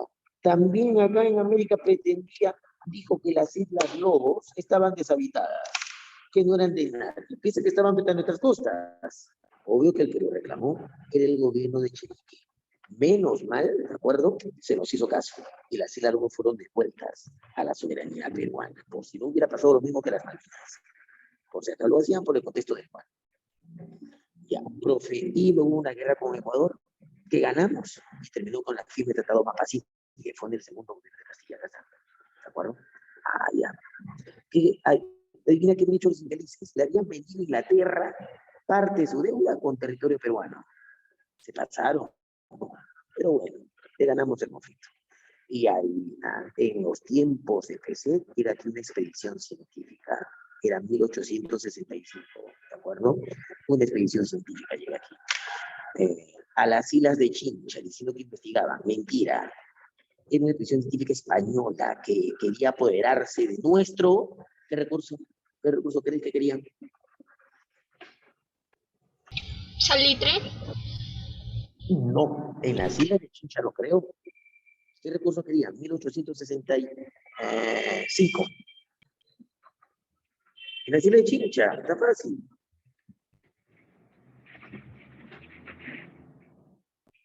¿Qué recursos querían en las islas? Y de hecho lo tuvieron un tiempo. Bueno, ¿Cuándo? Profe, el Perú no dijo nada, Peset quería evitar el conflicto. Firmó un vergonzoso tratado, el tratado Vivanco Pareja.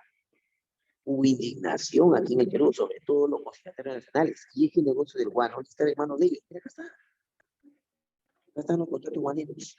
Mira, acá están. Acá están todos los guaneros. Primero fue el arrendamiento con Gamarra, con Quirós, te dije, ¿no? De ahí estuvo en manos de los chips, con Castillo, su primer gobierno, los ingleses. Pagaban bien a el guano. Luego estuvo en manos de los nacionales. Y mientras ellos tienen control del guano, ahora España tomaba el control de las islas de Chincha. Obvio que protestaron, ellos presionaron para que se declare guerra. Así es que APC los ha comprado con un golpe de Estado. ¿Sí? Y lo primero que hace es declarar la guerra a España. Y ya creo que saben lo que viene el combate de los demás. El primero combate adaptado. Los chilenos también le roban. Se formó una cuádruple alianza, donde Chile y Perú eran los protagonistas. También se sumó Ecuador y Colombia. Incluso mandaron a acuñar un tiempo una misma moneda. Iban a ir a masa, pero era solamente el floro del momento. El hecho que le ganamos a España. En Aptao, Chile le gana también a España y le roba un barco, le roba la Covadonga. Y el Perú lo revuelve en el combate de los demás. ¿De acuerdo? Así es que sellada estaba la independencia del Perú de América tras esta guerra. Y fue la última que tuvimos, al menos del primer militarismo. ¿De acuerdo?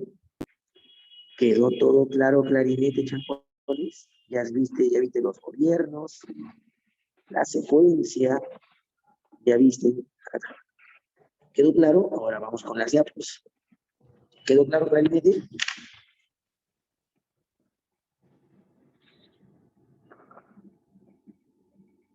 Sí. Sí, es cuadrito, ¿no? Me tomó como media hora hacerlo. Pero, imagínate los alumnos mirando. Ahí, vamos con la diapo a ver qué te parece. Es una línea de tiempo. Una captura, pero si ya lo puse hace rato, es en serio. Qué vaina con ustedes. Mira, voy a hacer mejor, más bueno, más bueno.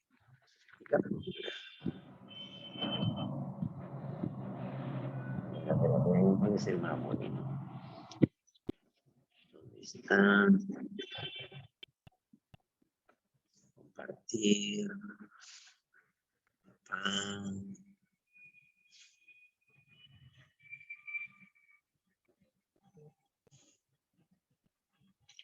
Acá está.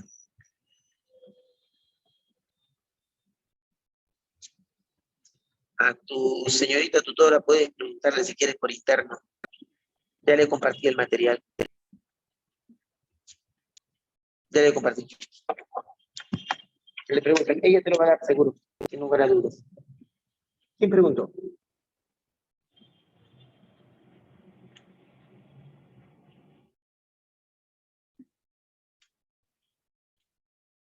Elena, Carlos, Jesús. No se preocupe, ¿de acuerdo? Le preguntan a su tutora y ella seguro le pasa. ¿De acuerdo? Que le pase. Y ahora vamos con el material, porque ahí están las preguntas también. Pantallita, comenzar ahora.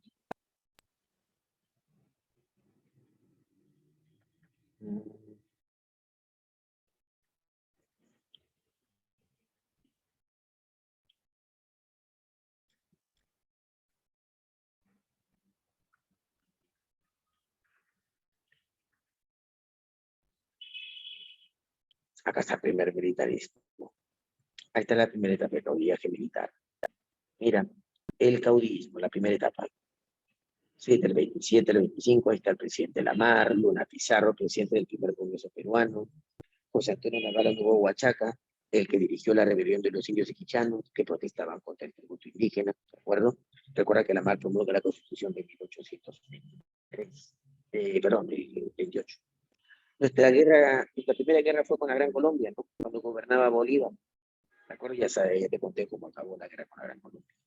¿Quién saca a Lamar? Gamarra, escuchando su derrota en la campaña terrestre. Gamarra, durante su gobierno, te dije, fue un presidente autoritario, conservador, destaca la labor de su esposa, Francisca Zubiaga, la famosa mariscala, doña Pancha. Se da el segundo debate ordinario entre los liberales, liderados por Francisco de Paula González Vigil, ¿cierto? Que proponían el ejecutivo débil, versus los conservadores, liderados por Felipe Pardo y Aliaga, que defendían el ejecutivo fuerte, un presidente autoritario. ¿Bien? Termina su gobierno Gamarra, el primer presidente de esta larga lista, termina su gobierno. Orbegoso tuvo como problema la Primera Guerra Civil, ¿no? Con Pedro Bermúdez, fue la Primera Guerra Civil. Bueno, esa guerra acaba con el famoso abrazo de Maquinguay, una suerte de reconciliación entre el sector liberal y el sector conservador. Bueno, sin embargo, un golpe de Estado en el Real Felipe, ¿cierto? Inicia un episodio conocido como la Confederación, pero un episodio.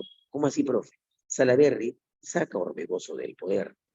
Orbegoso no acepta y le pide ayuda al presidente de Santa Cruz, ¿recuerdas? Santa Cruz le promete ayudar si es que acepta unir Perú y Bolivia luego de derrotar a Salaverry.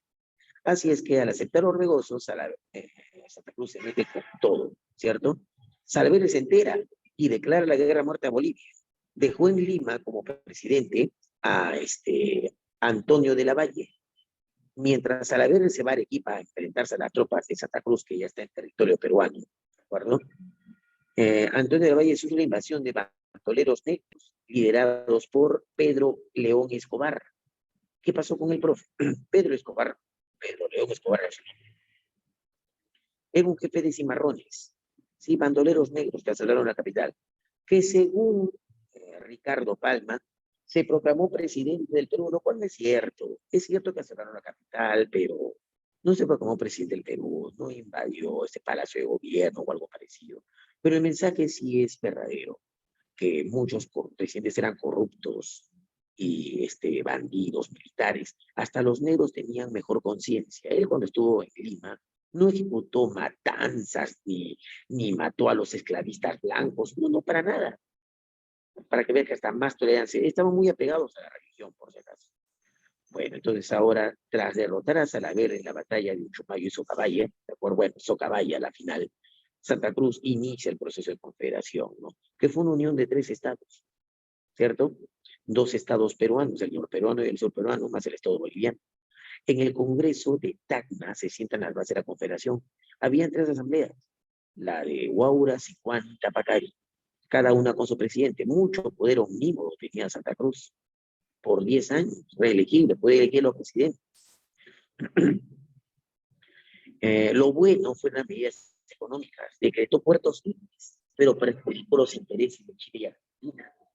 Lucharon por eso contra la Confederación, enviando 2 expediciones restauradoras. La primera a cargo de Blanco Encalada, que se vio acorralado en Pau Carpati y firmó la rendición.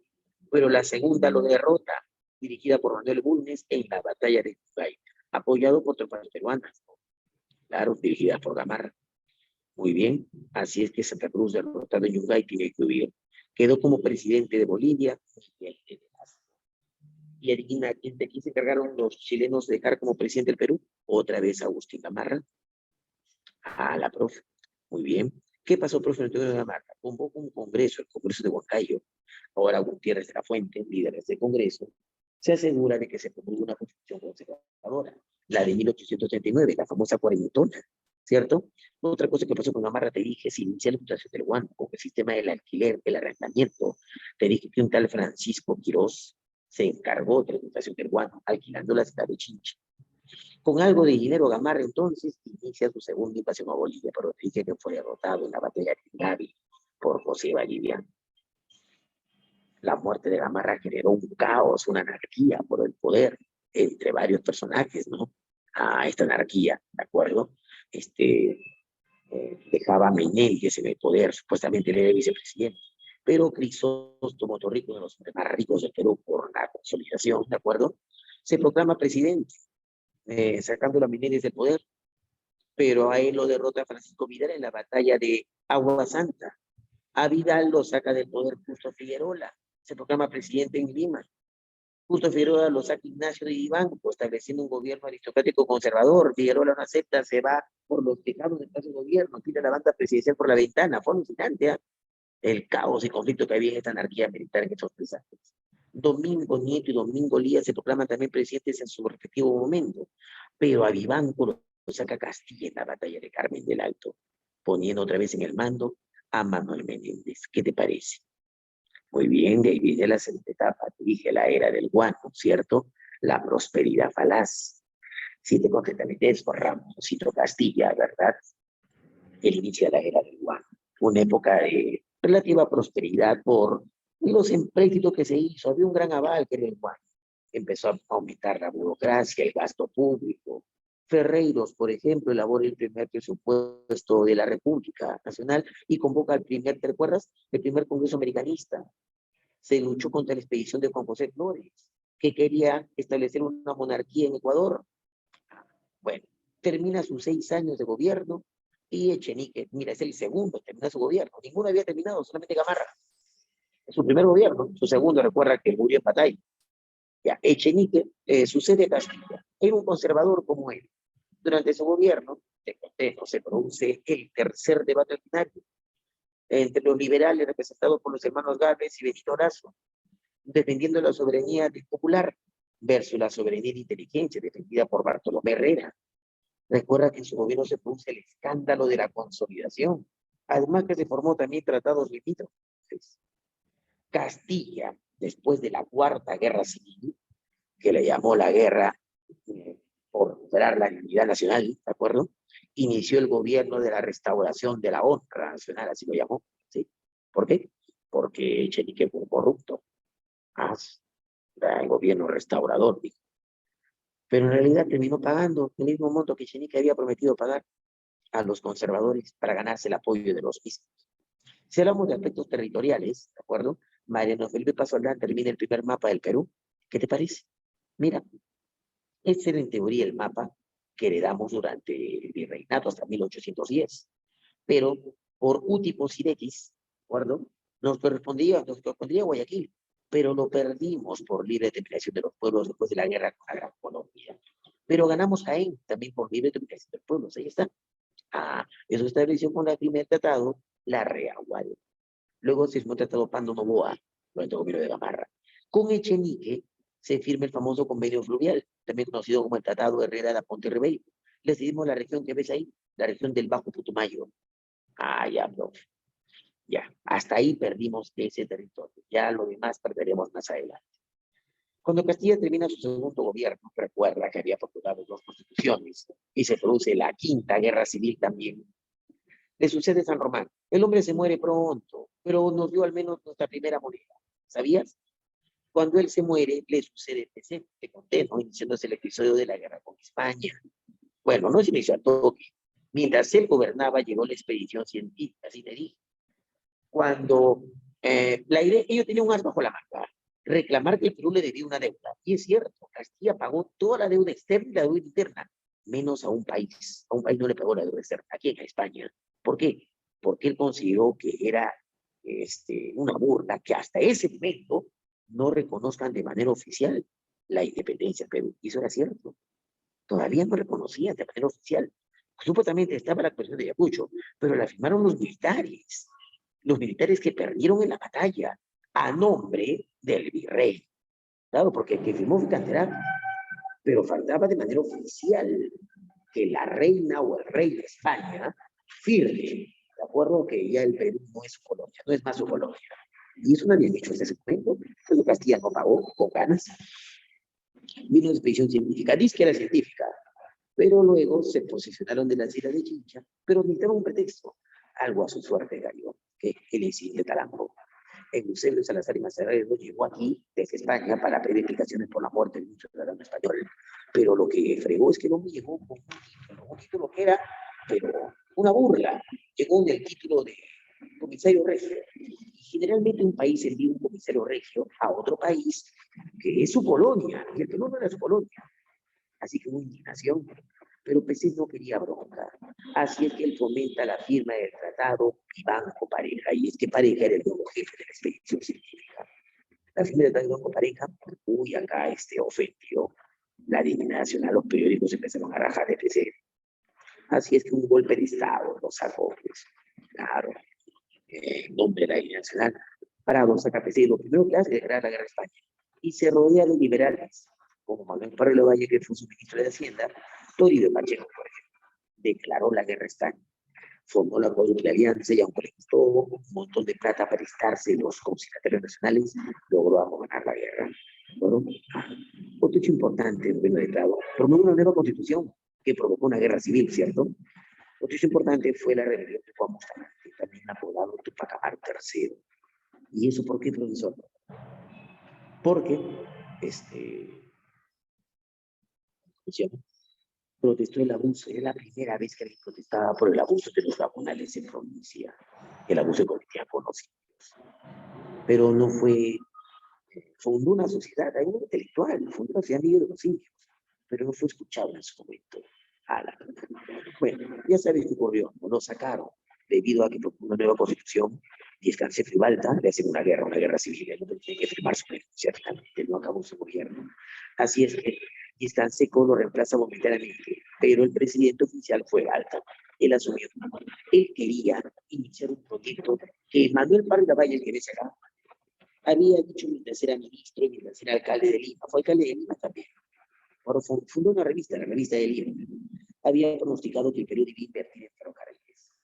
Lo llamaban el profeta de los ferrocarriles. Balta pensó que era una buena idea, pero necesitaba una fuerte inversión para ello. Le pidió a los nacionales que dieran un gran adelanto. Los nacionales no quisieron. Así que Balta se las arregló, ¿de acuerdo? Contrató a un joven ministro de Hacienda llamado Pierola, se lo presentó Echenique. Y Pierola, macho, tuvo los huevos necesarios para mecharse con los más ricos del país. ¿Cómo? con los cristianos nacionales. Se fue hasta Europa para buscar a un mejor postor peruano y lo encontró. ¿En quién, profe? En un banquero judío francés llamado Dreyfus. El hombre firmó con piedra allí en París el contrato de Dreyfus. Acá Malta al toque lo aceptó y también lo firmó. Solo faltaba el Parlamento, el Congreso. Y el Congreso falló. Por poca diferencia, aprobó el contrato de Dreyfus. Y de que don Picón de los conciertos internacionales. ¿Qué establecía el contrato de Dreyfus? Que nos daban un fuerte adelanto, pagaban una deuda externa y nos daban rentas para poder iniciar las vías férreas para eso, para ir sus obras públicas. Inició su política ferrocarrilera y también de algunas obras públicas. Pero cuando ya estaba acabando su gobierno, convocó elecciones. Los funcionarios nacionales pretendieron retomar el control del guano de un nuevo recurso que Malta le había dado a una empresa anglo-chilena, el Salitre. Postularon elecciones, fundando un partido político. ¿Y a quién pusieron como su líder? A él, a Manuel Pablo Lavalle. Pusieron como su líder. Y ganan las elecciones. Faltaban pocas semanas para que llegue al poder, semana y media. Y 4 coroneles y hermanos, los hermanos Gutiérrez, pretenden desconocer las elecciones. Pretenden obligar a Balta a que Balta lo haga, pero como Balta no quiere, lo toman preso. ¿Sí? Lo encarcelan y luego lo fusilan. La población guineña se entera. Y se levantó contra su presidente y sus hermanos. Lincharon a 3 de ellos, los mataron, los colgaron de la catedral. Solo uno lo taparon, Marcelo Gutiérrez. A la profe.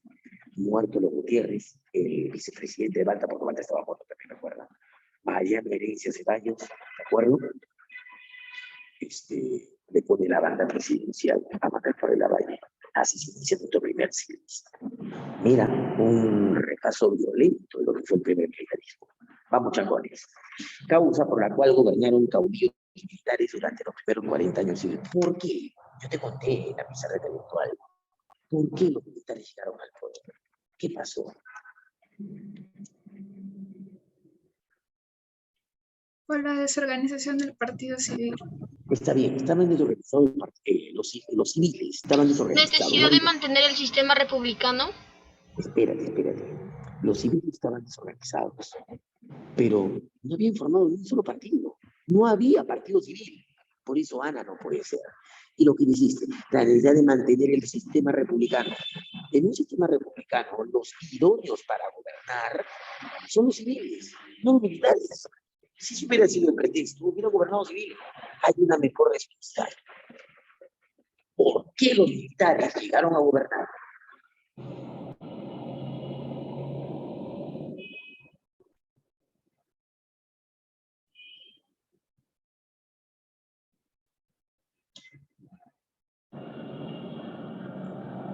Vamos, chambones. ¿Nada? Bueno, estamos con el tiempo. La clase dominante, pues los criollos, estaban desorganizados, estaban desprestigiados. En cambio, los únicos que estaban con cierto prestigio entre la población y los militares, estaban consolidados. La dividida de la clase dominante civil, ¿no? Y consolidación tribunal de los militares. La clave es de es tan fácil. Económicamente, el Perú inició su etapa republicana en una grave crisis económica, agravada principalmente por la destrucción del aparato productivo y la dependencia. Los gobiernos del periodo llamado primer caudillaje militar se sostuvieron principalmente con, adivina, ¿cuáles fueron los principales fuentes de ingreso en la primera etapa, antes de que haya guano, ¿recuerdas?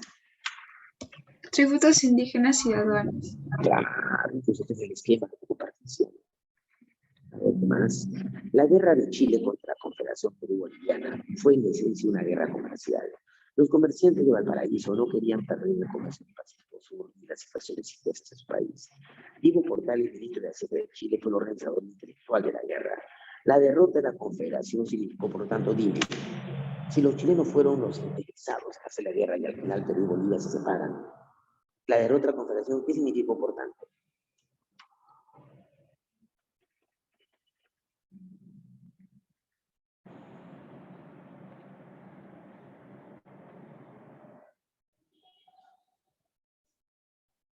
¿Ya lo vieron?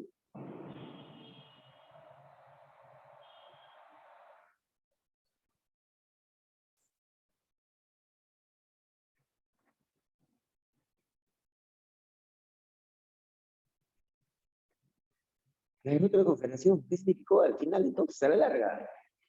La pérdida del comercio con Inglaterra. Inglaterra seguía comerciando, vendiendo sus productos a nosotros. No fue ese el asunto. Chile se encargó La de... hegemonía de Chile en el Pacífico.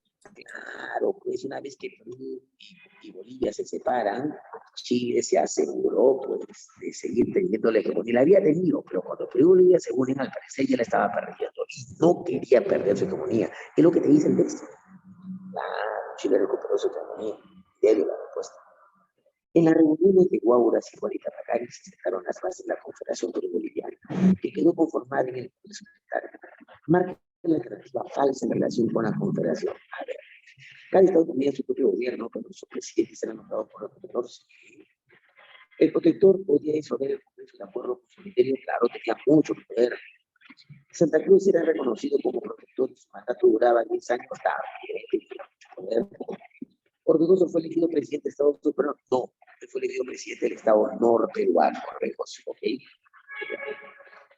La Convención Boliviana fue un gran proyecto político económico que intentaron imponer los sectores liberales, comerciantes de Perú y Bolivia, para insertarse internacionalmente en el proceso imperialista colonial a través del comercio, cuyo objetivo era superar la competencia comercial chilena. Sobre este proyecto marca la carrera incorrecta. La política de la Confederación empezó a entrar en conflicto con Chile por el comercio, es cierto. Chile quería con nosotros por afanes comerciales. Chile fue afectada por la ruptura del comercio bilateral con Perú, o sea, el comercio que había entre Perú y Chile se rompió porque ahora el Perú comercializaba con Estados Unidos, le comprábamos trigo, por ejemplo, se produjo, ¿cierto? Te piden lo falso. Los estados del norte rechazaron la medida de capitos de la Cruz, claro, se pusieron un inicio. No se Italia se acordó de establecer una república unitaria. La república que se acordó era federal, era una unión de 3 estados, no era unitaria, era falsa. La clave es de falso. No fue un acuerdo constitucional. A ver, Santa Cruz era el jefe máximo de la Confederación, sí. El cargo de Santa Cruz de 10 años, sí. El protector elegía al presidente de la República Federal, sí. Cada estado tenía la autonomía, no total autonomía, porque habría un presidente para todas. Bueno, un supremo protector para todas, que era Santa Cruz. Así que la respuesta es digas. Durante la colonia, el virreino Manuel Curior, claro, se opuso a la separación del Alto Perú y resultaron proféticas las palabras de su carta del 20 de mayo de 1778.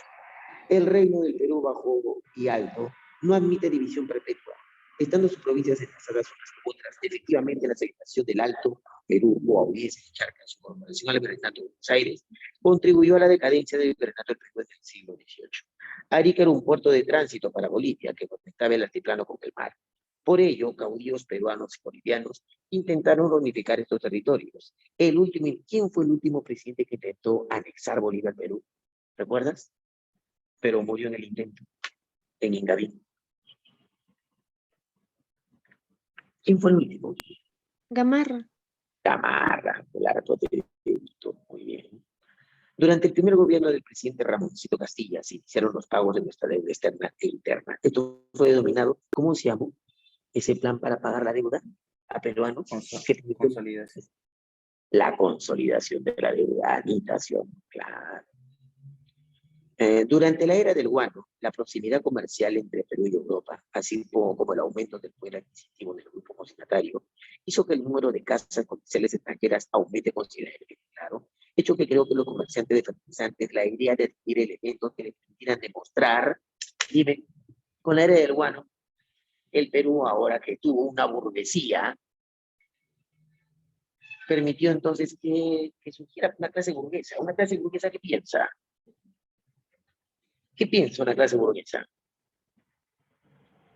¿Qué quiere demostrar con su poder?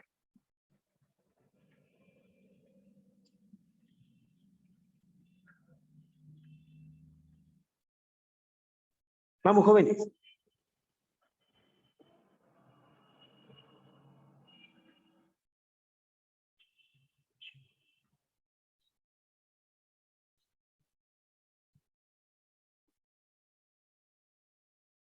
¿Qué quiere un burgués? ¿Cómo piensa un burgués? ¿Liberal? Sí, pero no eliminación de clases.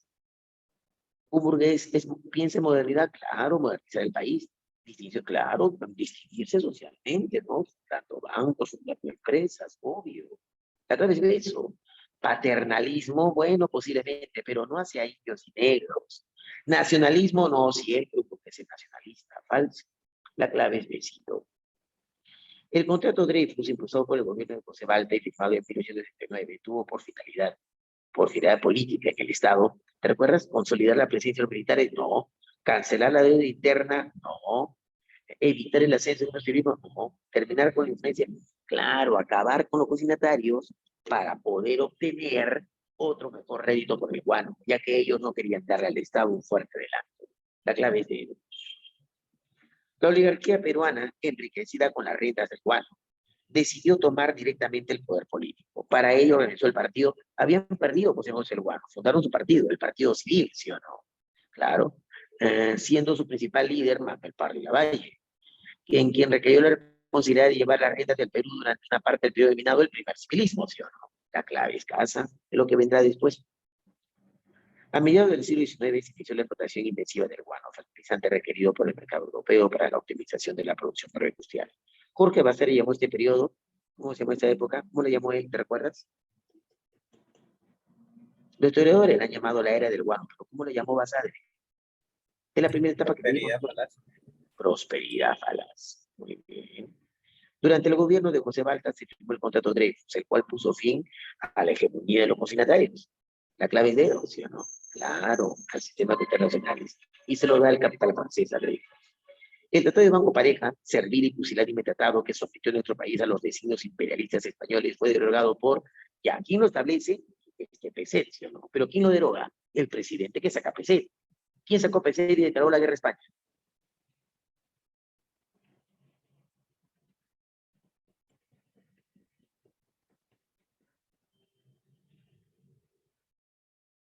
¿Quién saca PSET? Prado. Claro, María Luisa Prado. La respuesta, muy bien.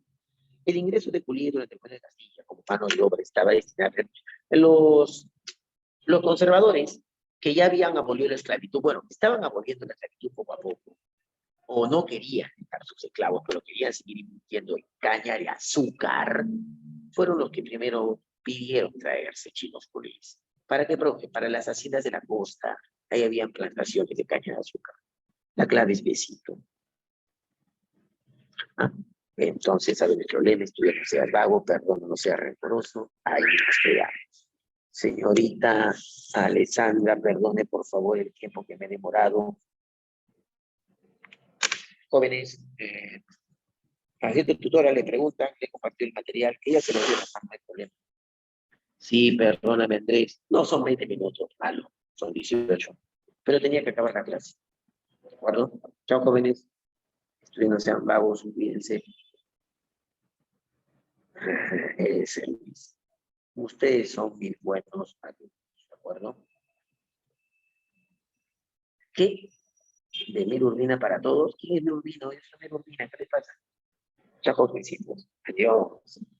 Bye. Nos vemos. Pórtense bien y sean buenas personas. Chao.